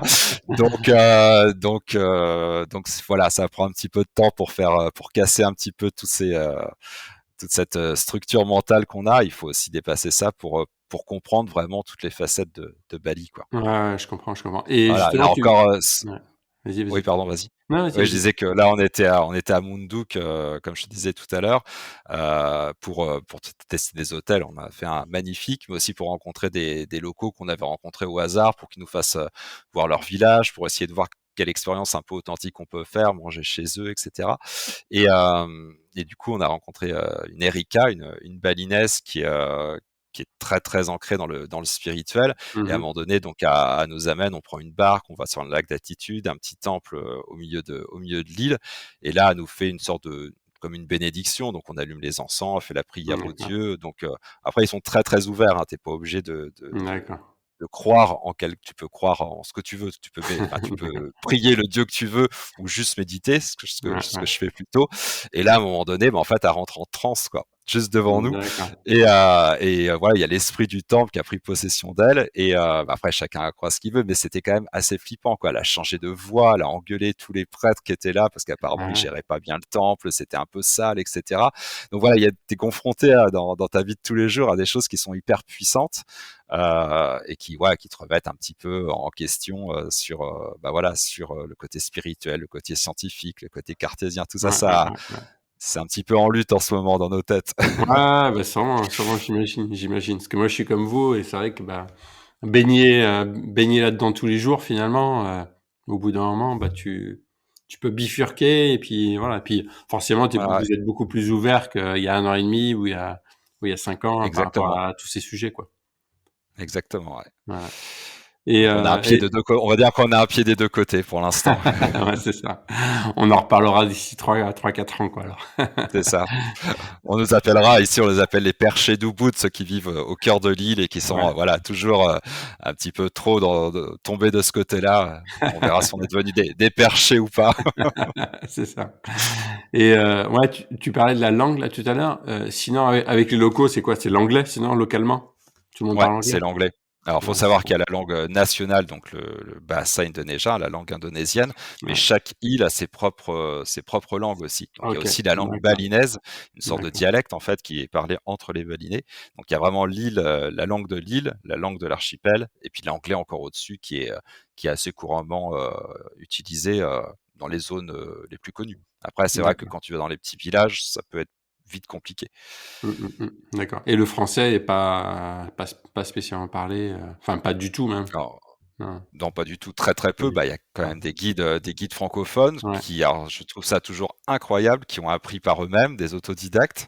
Ah ouais? D'accord. Il y a certains qui ont pris quelques cours il y a l'Alliance française aussi qui donne des, OK. des cours, mais la majorité ont vraiment appris par eux-mêmes.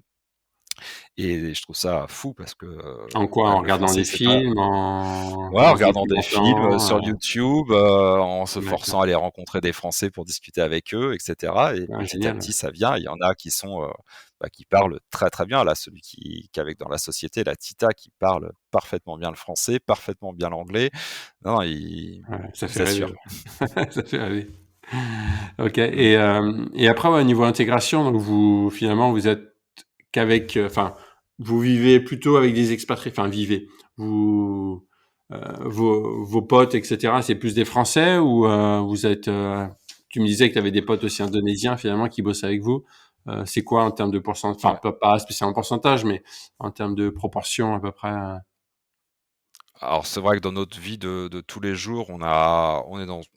Moi, on n'est pas spécialement dans la communauté française, un peu plus D'accord, francophone, mais plutôt internationale. On a des potes, Karine, elle est belge, donc ouais. connecté à pas mal de Belges, les Français, mais aussi des Argentins, des Canadiens, D'accord. des Ah, il y a vraiment Québécois. tout, Donc ouais, c'est non, assez, il y a ouais, c'est vraiment, ouais, ouais. il y a beaucoup de Russes aussi qui sont installés là depuis la OK, pandémie.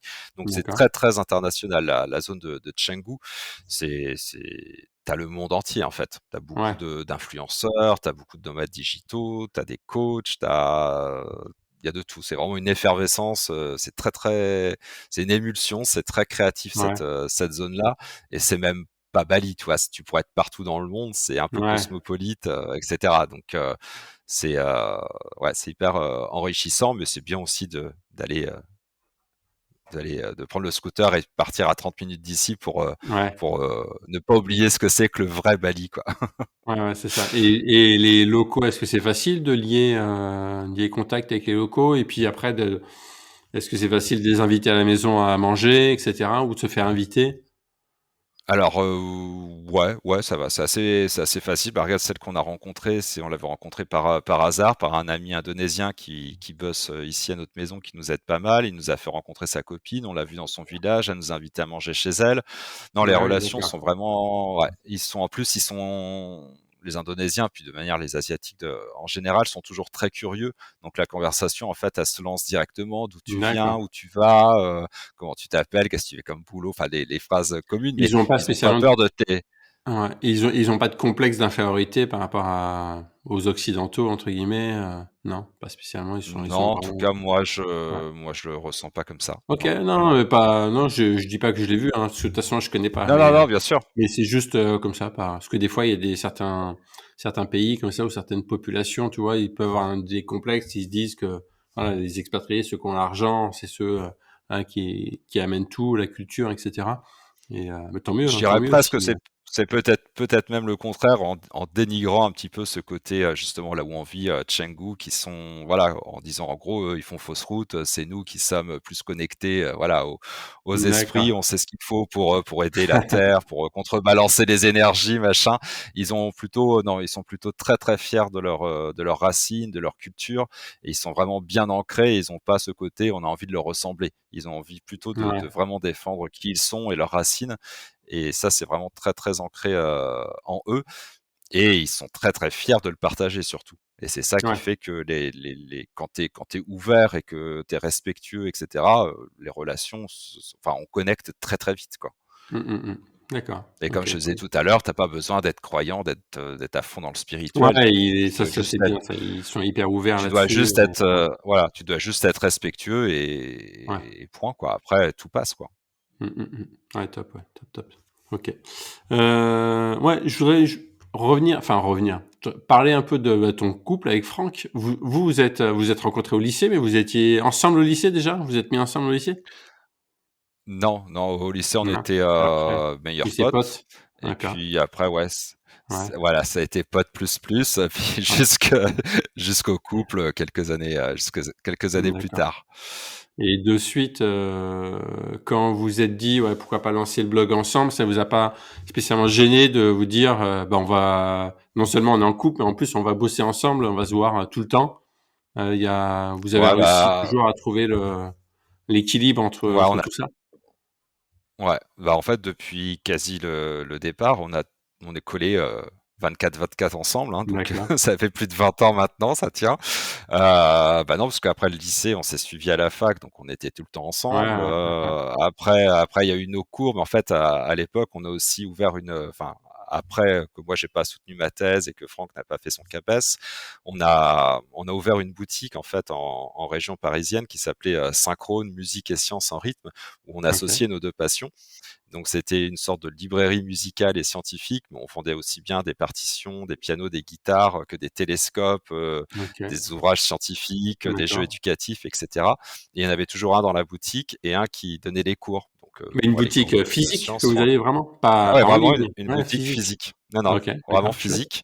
OK. On a fait ça pendant 3 ans. Pour nous, ça a été Ah la ouais, meilleure école, hein. C'était, OK. incroyable. On a tout fait de A à Z tous les 2. Et après, bah, c'est là où on a tout appris, hein, la compta, la gestion Ouais, ouais, ouais, des ouais, ouais, ouais. fournisseurs, à faire la vitrine, enfin tout quoi, Ouais, ouais, tout, ouais. tout, tout. Et c'est là où on a donc, enfin, on donnait déjà des cours avant, mais c'est devenu beaucoup plus important et plus professionnel à partir de cette époque-là. Et ça nous a permis, bah, d'avoir un carnet d'adresses, incroyable. Et au bout de 3 ans, on s'est dit: «La boutique, c'est bien, mais ça coûte cher aussi, le loyer», on OK. passait énormément de temps aussi.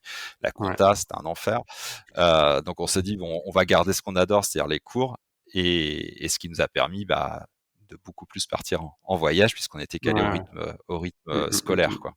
Mais OK. ça a été encore une fois, la meilleure école que tout ce qu'on avait fait jusque-là, quoi.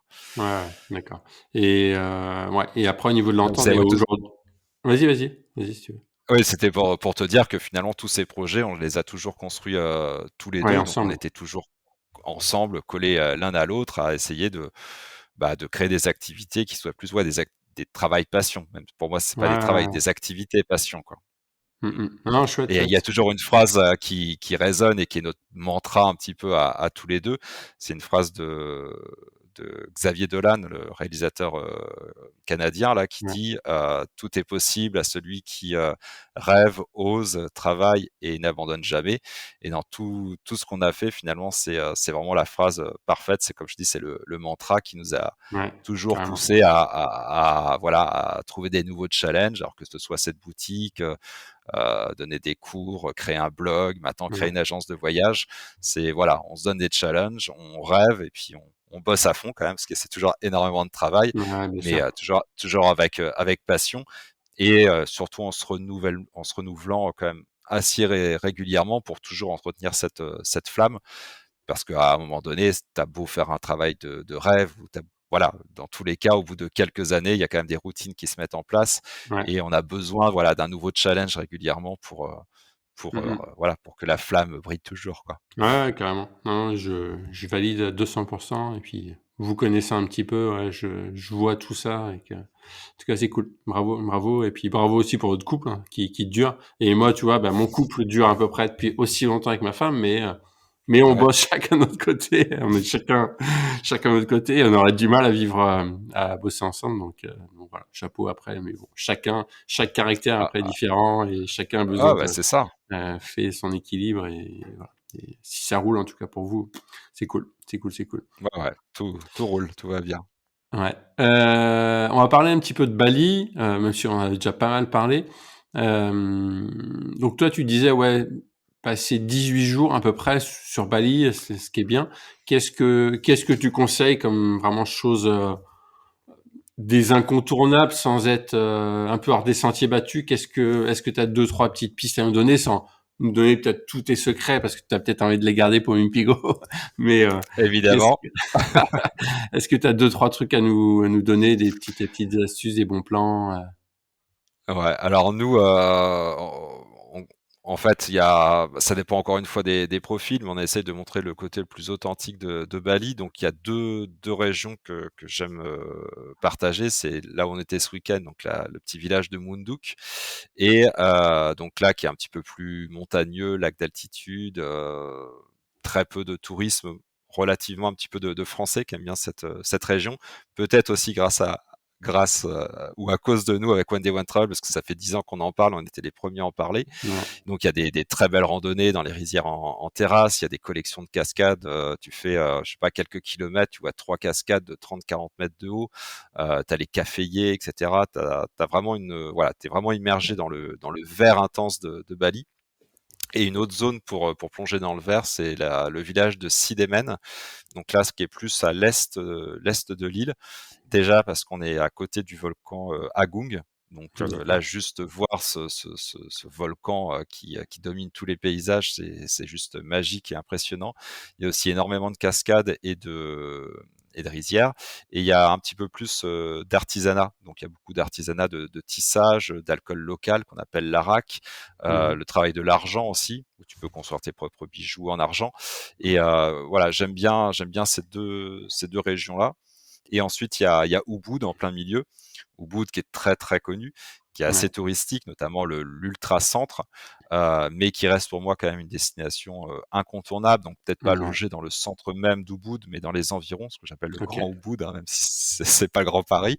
Euh, et là, c'est là où on a enfin, on a quasiment toutes nos activités les plus authentiques à, on va dire, une demi-heure d'Ubud. Donc, c'est bien d'y OK. rester, par exemple, une semaine et de se trouver un hébergement qui correspond à ce que tu as envie. Ça peut être voilà, vue sur les rizières, une villa, une Ouais, guest house ou autre. Et là, d'aller faire des expériences à gauche, à droite. Donc, beaucoup en rapport, enfin, voilà, être accompagné avec des balinés, manger chez eux, aller voir des cascades, faire des treks, du rafting, du vélo, planter du riz, aller visiter des écoles, aller voir les célèbres rizières de Djati-Louis qui sont inscrites à l'UNESCO. C'est toute une vallée de rizières en terrasse qui est juste magnifique. Aller voir des temples, ceux qui sont pas connus, les temples, notamment les temples de purification. Ouais. Je sais pas si tu connais les purifications à la balinaise, c'est tout un rituel. Non. Voilà, on va dire dans la hiérarchie du spirituel, c'est la phase numéro un, mais c'est hyper D'accord. agréable et ça c'est plus culturel finalement. Les Ouais. balinés font ça très très régulièrement. Donc c'est Et souvent ça, des quand tu es temples qui touriste, tu sont peux faire ça aussi? Tu peux ouais, ouais, ouais. ouais, Alors il y a des temples en fait qui sont très connus pour ça, donc où tu as tous les cars, et cetera. Nous OK, on emmène nos clients dans des temples beaucoup plus confidentiels OK. et c'est toujours des temples à l'architecture magnifiques, souvent dans des écrins de verdure. Ils sont toujours connectés à une source d'eau qui est sacrée, donc souvent en abord d'une rivière. Et là, tu as un rituel en plusieurs étapes où tu vas dans des bassins et tu t'asperges d'eau un certain nombre de fois. Voilà, tu es accompagné par quelqu'un sur place qui t'explique tout le process. Et c'est un moyen de vraiment, encore une fois, de rentrer de Mmh mh. s'immerger dans la culture balinaise. Donc tout ça aux alentours d'Ubud, c'est possible. Et donc là, je t'ai parlé beaucoup de l'intérieur de Ouais, l'île, mais tu as aussi la côte. Donc tu as l'extrême est qu'on aime bien, la zone de Ahmed. De l'autre côté, tu as Sidemen, le volcan Agung, et Ahmed de l'autre côté. C'est une collection de criques et de villages de pêcheurs. Donc OK. là, c'est parfait pour s'initier au snorkeling, plongée sous-marine. euh, Principalement, il y a pas mal d'épaves là-bas OK. que tu peux voir en plongée sous-marine.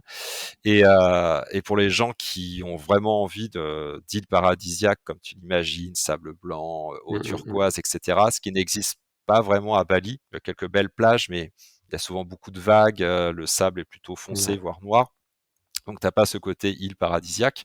Dans ce cas-là, tu prends un bateau rapide et tu vas du côté de Lombok, la petite sœur de Bali. Et là, tu as des petits îlots qui sont disséminés autour de l'île, ce qu'on appelle les Gili, les D'accord. îles Gili. Donc, tu as les trois célèbres au nord de Lombok, Gili Trawangan pour les fêtards, Gili Meno pour les amoureux et les voyages de noces, et Gilière qui est le mix parfait. C'est là où on a passé 3 mois l'année dernière. Et là, tu as vraiment, voilà, c'est des atolls coralliens, eau turquoise, des tortues dans l'eau. Malheureusement, les fonds marins ont beaucoup souffert d'une part de la pêche à la bombe et du tourisme. Mmh mh. Mais on a d'autres petites guides secrètes autour de Ouais. Lombok où on peut emmener nos voyageurs. D'accord, cool. Ah, ça donne envie en tout cas. J'étais en Voilà. train déjà de m'imaginer, je me voyais, j'étais parti quoi.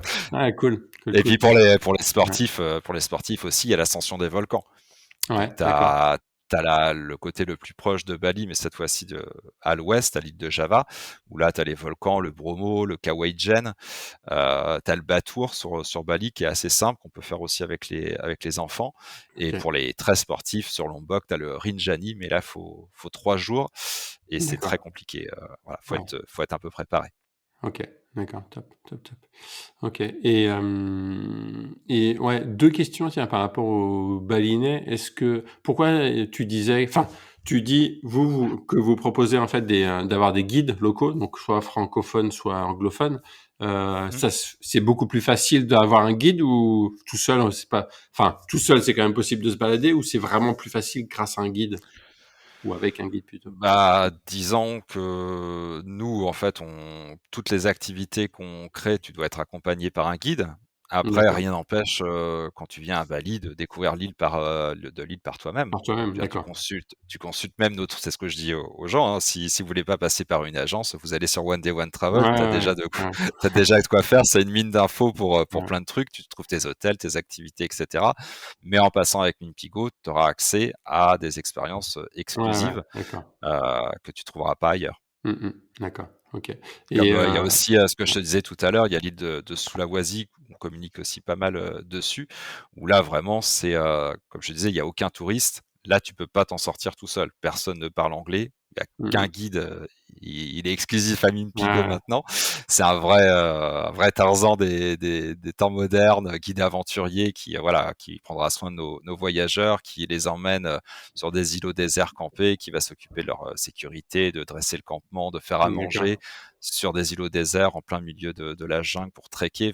Il y a des grottes à explorer avec des lacs souterrains, des peintures rupestres, des villages traditionnels. Enfin, c'est une zone qui est juste incroyable. On l'a pas Mmh encore mh. vu de nos propres yeux, Franck et moi. C'est Manu qui y va très très régulièrement. D'accord. Et franchement, c'est une destination quand tu as envie un peu de te la jouer à la koh et de Ouais, passer une semaine ou 10 jours vraiment déconnecté, loin du monde, en mode aventurier, ça, on a vraiment un produit d'exception là.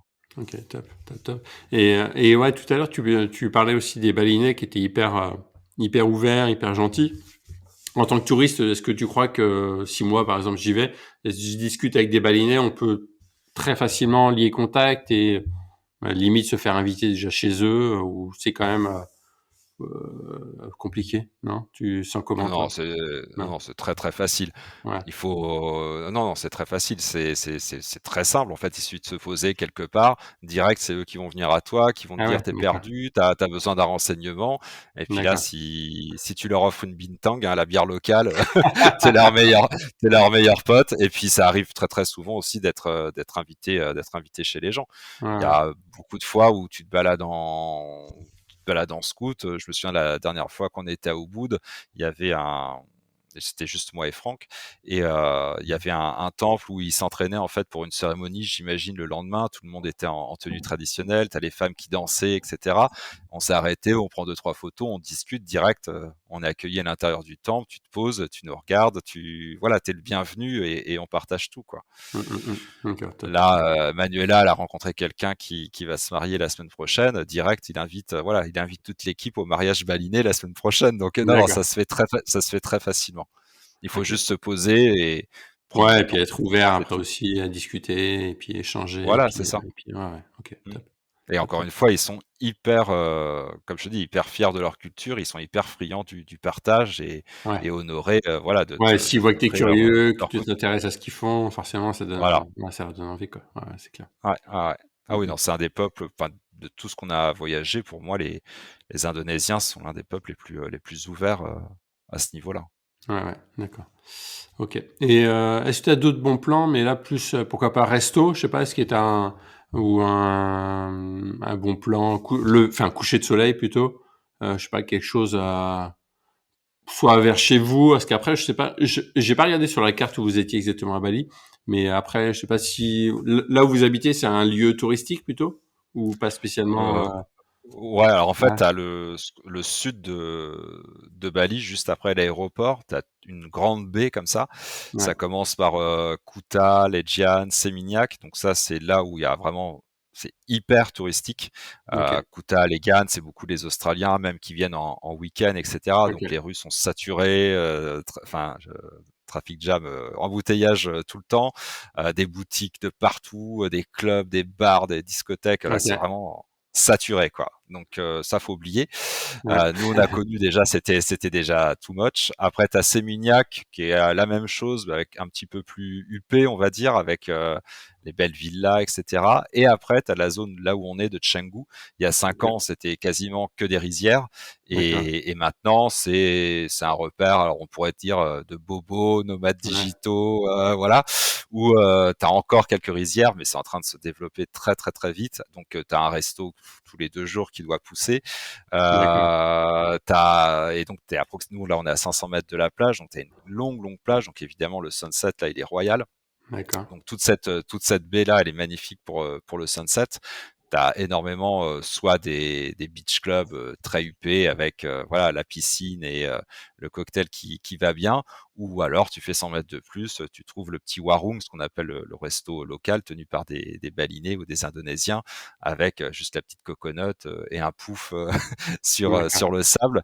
Et ouais, je préfère plutôt cette ambiance-là ouais, que les clubs internationaux où tu payes une ouais, blinde c'est ton clair. cocktail, quoi. Tiens, Donc d'ailleurs, ouais. ouais, vas-y.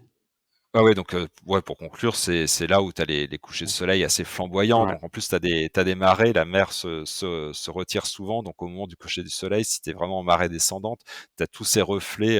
Voilà, quand on pense au coucher de soleil de Bali, c'est souvent cette image qui revient.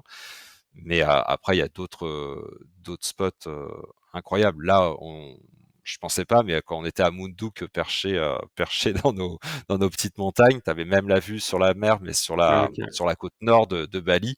Et ouais, là, on a eu pareil un coucher de soleil hyper beau. d'accord, chouette, chouette, chouette. Que ça donne envie. Ouais, il y avait un truc, j'ai oublié de vous parler, c'est au niveau en termes d'alimentation.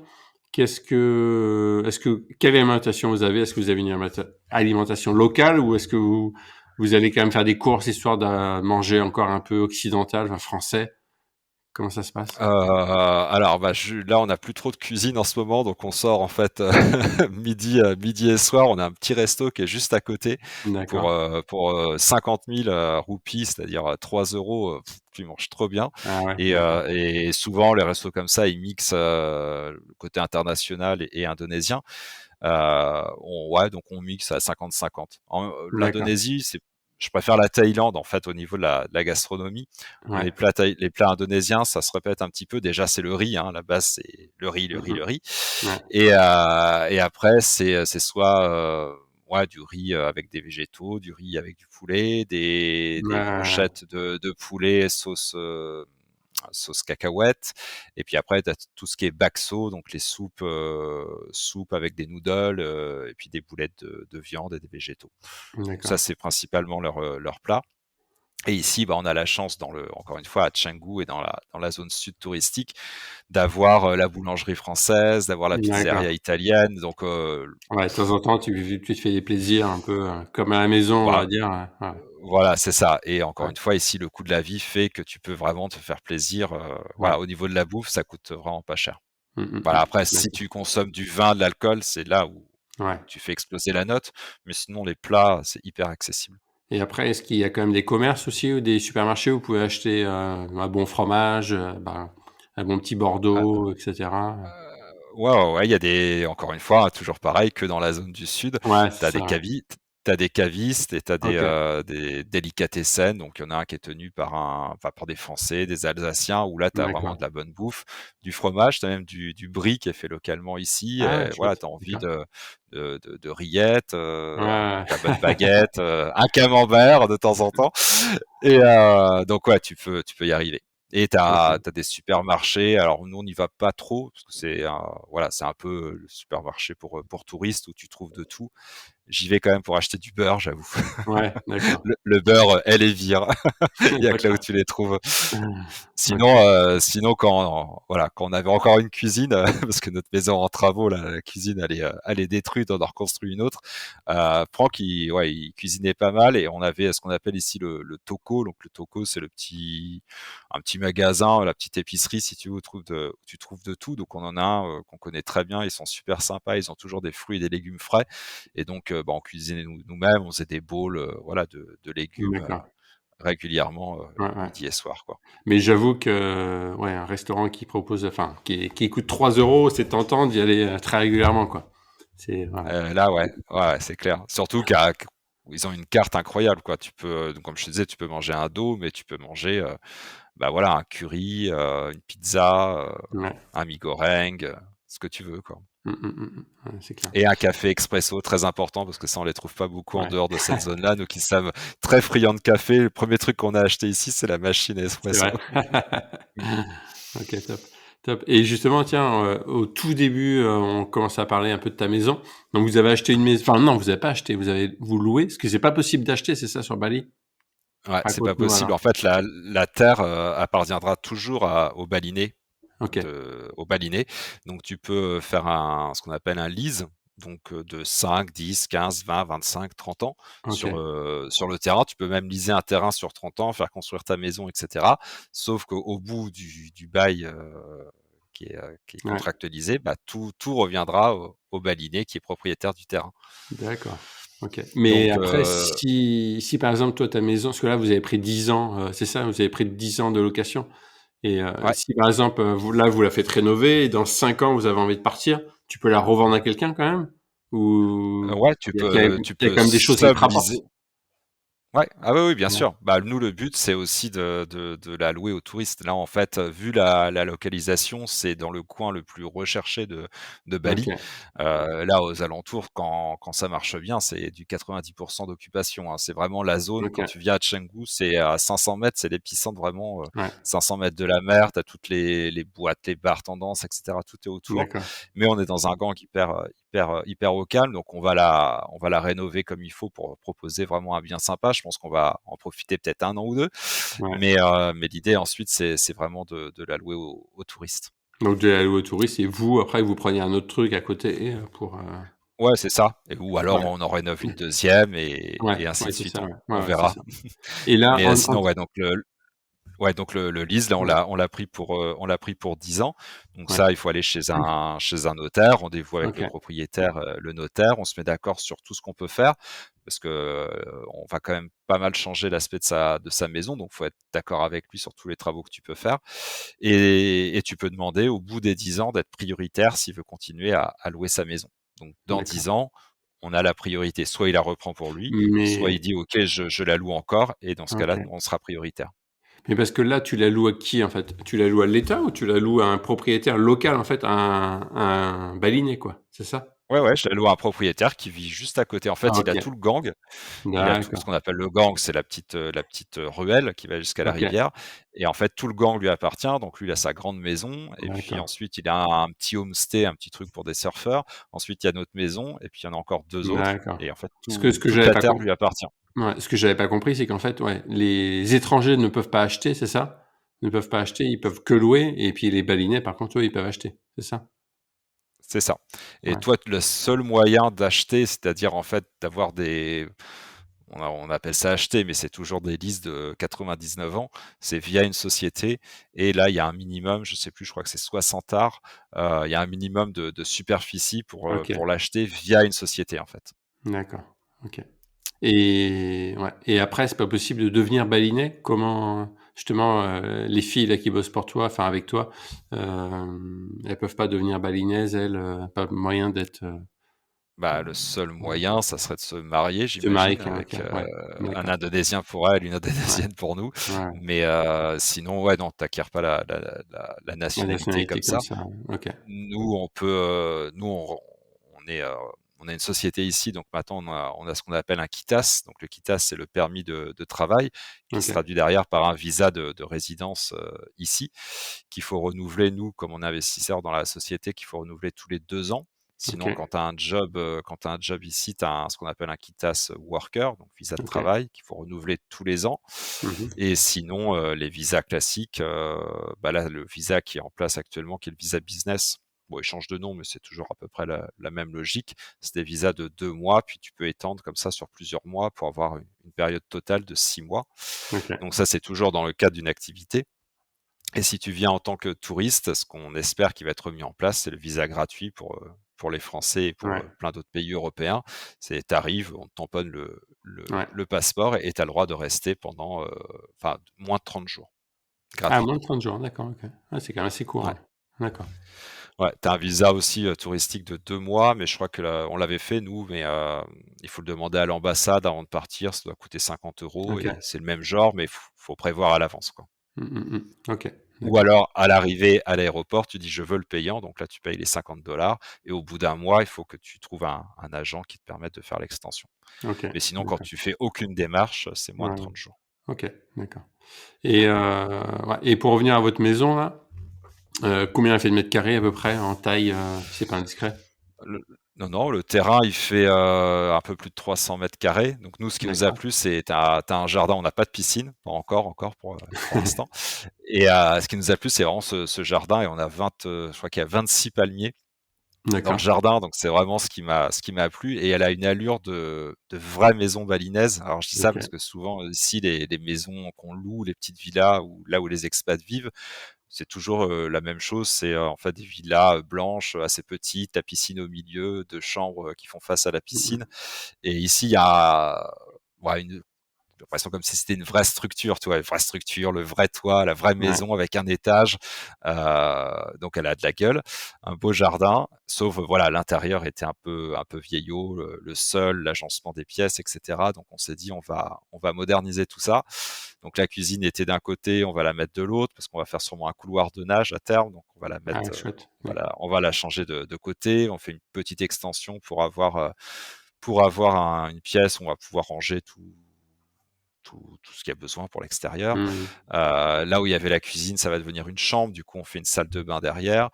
Et puis il y aura 2 terrasses à gauche et à droite. Et puis là où je suis, là, c'est les 2 chambres qui nous servent, un peu de bureau et de OK. et de lit quand même. Ouais. Mais ça, on le fera ça plus tard parce que, ouais, faut faire quand même attention Mmh au mh. budget. C'est un peu limité en ce moment, même Ouais, si ouais. ici, encore une fois, ça a rien à voir avec les prix français, hein. La main-d'œuvre, les matériaux et tout ça, tu peux quand même te faire plaisir Ça a un coût, mais c'est divisé par, j'en sais rien, peut-être par 5 ou par 10 par rapport à la Ouais, France. ouais, sûrement. Donc, voilà, on y va par étapes. Là, on fait déjà le rez-de-chaussée. Après, on verra pour le premier Ouais, étage. d'accord. Et quand Mimpigo fonctionnera bien et que le business tournera, Ouais, on réfléchira à la piscine plus tard. ouais, carrément. Et en location, alors, c'est combien ça à peu près que vous payez Ah, Alors, location, là, on paye 80 millions l'année. Donc, 80 millions l'année, 80 millions, ça fait quoi? Il a 17 000, ça doit faire du 5 000 l'année, 5 000 euros l'année, 5 000 € l'année, d'accord, ok. à D'accord. peu Ouais, près. donc ça fait c'est pas très cher quoi. C'est moins de 500 Non, non, euros. ça va. Ça fait du Là, 400 € à peu près l'année quoi. Le mois, par plutôt mois, ouais. 400 € au mois, ouais. Ouais. Ouais. Ouais. Ce Ok. qui sera peut-être, une fois que ça sera fini, le prix à la nuit, quoi, Ouais, en ouais, bah, location. cool. Ouais, carrément. Ouais, donc Enfin, c'est peut-être pas quand même, mais ouais, en haute saison, une maison comme ça, 3 chambres, piscine avec une déco qui va bien, c'est ouais. peut-être dans les 250, Ok.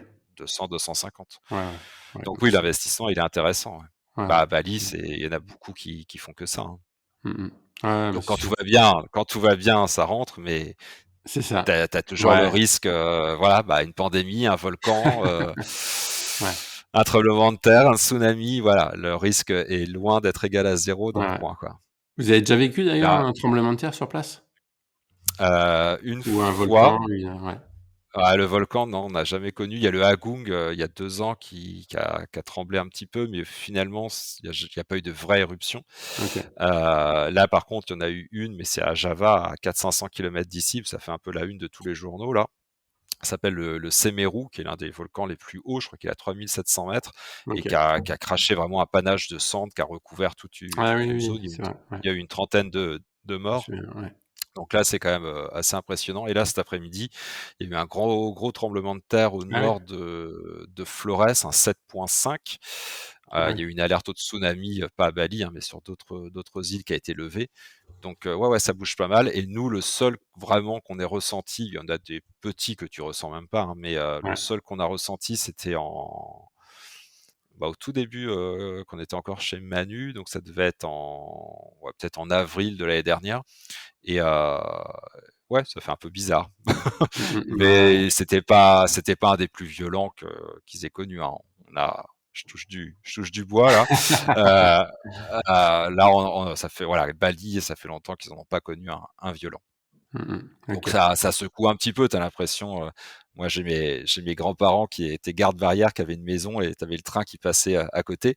Ah J'avais ouais. cette même sensation, tu as l'impression que tu as un TGV qui passe derrière le mur et ça fait trembler la maison, quoi.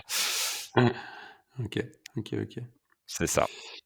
Yes. Bon, ben cool, cool, cool. Et donc là, de toute façon, je te souhaite de développer tout ça, mais toi, enfin, avec Franck, vous voyez faire quoi? Rester ici sur Bali jusqu'à la fin de votre vie? Est-ce que vous avez qu'est-ce que donc là, je pense qu'à court Bah, terme et moyen terme, vous y voyez, mais après, est-ce qu'à long oui, terme, vous y voyez? clairement. Alors, moyen terme, ça c'est sûr, avec des allers-retours en Europe, Ouais, comme je t'ai dit, pour ouais, bosser pour One Day One Travel. Voilà, au moins, je pense pendant 5 ans. Après, comme on se projette pas à plus de 5 ans, je peux ouais, pas te ouais. dire. Comme dans nos vies, on se redonne des challenges. Qui sait, dans 5 ans, on aura peut-être envie d'ouvrir, j'en sais rien moi, un restaurant à Buenos Aires ou partir sur Mars, je sais pas. Ouais, Mais mais pour l'instant, non, on se sent bien ici. On a envie que cette aventure Mimpigo, ça marche. On a envie de s'y donner à 100%. Là, comme je t'ai dit, ouais, on a vraiment une famille de guides qu'on veut vraiment aider. Donc tout ça, ça va prendre du temps quand même à se mettre en place. ouais. Je pense que même si ça réouvre, voilà, ça va venir quand même régulièrement. Les gens vont pas tout de suite prendre l'avion et partir à l'autre bout du monde. Donc je pense qu'il va falloir quelques années pour que ça reprenne, même si j'ai pas envie que ça reprenne au rythme de 2019, hein, parce que Bali, voilà, connaît aussi Ouais, le c'est too much, ouais, surtourisme. ouais, c'est ça. Et je pense on avait atteint un point qui était un petit peu fou. C'est pour ça que voilà, on veut pas non plus s'occuper que de Bali, mais d'autres îles qui sont Ouais. moins connues pour les gens qui reviennent surtout. Mmh mh. Donc voilà, je pense qu'on se voit bien là au moins pour 5 ans quand même. OK. Top, top, top. Top, top. Bon, ben merci, merci beaucoup. Je sais pas si tu as des choses à Bah, rajouter, des choses, tu voulais parler ou? Non, je pense qu'on a abordé déjà pas mal de sujets. Si, peut-être pour ceux, s'il y en a certains qui nous écoutent et qui veulent s'installer à Bali, bah, ils peuvent déjà Ouais, se rapprocher de nous sans problème. Et après, c'est ce qu'on dit souvent, parce qu'on nous pose souvent la question. Il y a quand même beaucoup de groupes, notamment des groupes Facebook, qui peuvent aider pour se mettre en relation, pour avoir des conseils, etc. Je pense notamment il y a les Français à Bali ouais, et Bali francophone, ok. qui sont vraiment une mine d'infos pour aussi bien en ce moment pour les news du jour avec les conditions d'accès, etc., mais aussi Ouais. sur le long terme pour s'installer, pour investir, pour louer des villas, pour se rapprocher tout simplement de gens dans le même parcours. Ouais, Euh, voilà, et puis après, nous, sur place, il y a aussi des groupes réels, cette fois-ci, ouais. d'entrepreneurs ou autres, qui se mettent en relation, qui partagent des repas, des bons plans, voilà, pour s'entraider. Donc, ouais, la communauté française est quand même, ouais, se serre bien les coudes. Ouais, Et voilà, il y a une école française aussi, hein, qui existe. Donc, ouais. quand tu veux t'expatrier en famille, mieux vaut se rapprocher de la zone sud voilà, pour avoir l'école française à côté. Et donc voilà, des petits conseils pour ceux Yes. qui Et puis, voudraient ouais, si passer les le gens ont cap. des questions, soit ils te contactent avec Mimpigo, soit encore peut-être plus facilement sur One Day One Travel, sur Insta ou sur Facebook ou Voilà, donc c'est One ça. Day One Travel, on est présent partout, hein. Ouais, onedayOneTravel.com et One Day One Travel sur tous les réseaux. Pour Mimpigo, là, pour l'instant, on est uniquement sur Facebook et Insta. C'est le petit ok. logo qui est là. Yes. Et le site internet sortira dans quelques semaines, Ouais. mimpigo.travel, mais Ah, point travel. Ok, d'accord. Ouais. ouais, ce sera un point Le travel, .com, ouais. il était déjà pris, Il n'est pas pris, mais mais vous avez envie de, ouais, on a envie, voilà, on a ouais, blindé sur pas mal d'adresses, mais on a choisi ouais. Point Travel pour que voilà, Ok, que Google et tout le monde comprennent que Mimpigo.travel, c'est bien une agence de c'est voyage. ça. Ouais. Et voilà, ceux qui voudraient commencer à préparer leur futur voyage en Indonésie, s'ils veulent voilà, nous faire confiance, ils peuvent nous envoyer un mail à Ouais. info.mimpigo@gmail.com. Je le mettrai de toute façon, en description sur YouTube ou sur les podcasts. Ok, top, top. Super. Ben, merci beaucoup, Richard. Merci beaucoup. Merci à Ouais, ouais. toi, puis bonne continuation aussi dans tes projets. Ouais, ouais, bah pareil, hein, pareil. J'espère que la pandémie va vite partir. Même si moi, New York a réouvert, donc ça va. Ouais, Et j'ai vu ça, ouais. c'est vrai que, voilà, vous, en tout cas, je vous souhaite que l'Indonésie ouvre au plus vite quoi, aux touristes et que les touristes puissent revoyager par un Ouais, peu partout en Asie, notamment en Indonésie, quoi. on reste optimiste. C'est pas évident des fois. On a l'impression de sortir du tunnel et puis t'en as un deuxième, puis un C'est troisième, puis un ça. Je quatrième. connais ça. Ouais. Mais Je connais bon, ça. voilà, on reste optimiste quand même. Et puis voilà, sinon on s'orientera aussi plus sur un tourisme local aussi, en Ouais. attendant le tourisme international. Et mais non, restons positifs. Et puis Ouais, ouais. Il là, je faut. pense que cet énième variant là, apparemment, les plus contagieux, mais Ouais. moins dangereux C'est apparemment. ça. Donc il y Ouais. en a plein qui disent que finalement c'est peut-être Un voilà, mal pour un bien, son finalement. dernier. Ouais. Ouais. Voilà, et que voilà, on va dire que 2022, Ouais. début Enfin, je- 2022, ça sera un mauvais souvenir et que voilà, que tout repartira comme avant. Tu repartiras et En qu'on mieux, pourra en revivre. mieux. C'est ça. Exactement. Voilà. Exactement. Bon, merci à toi, Richard. Bah, merci à toi, puis on se dit Ouais. à très À vite. très bientôt. Ciao. Ouais. Ciao.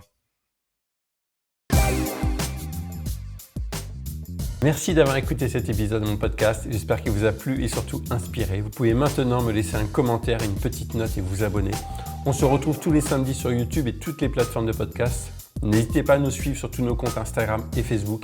Et n'oubliez pas que si vous avez besoin que l'on vous aide pour votre voyage à New York, en Floride, dans l'Ouest américain, à Bordeaux, à Rome ou encore Barcelone, toute l'équipe de Voyage en Français est là pour vous aider.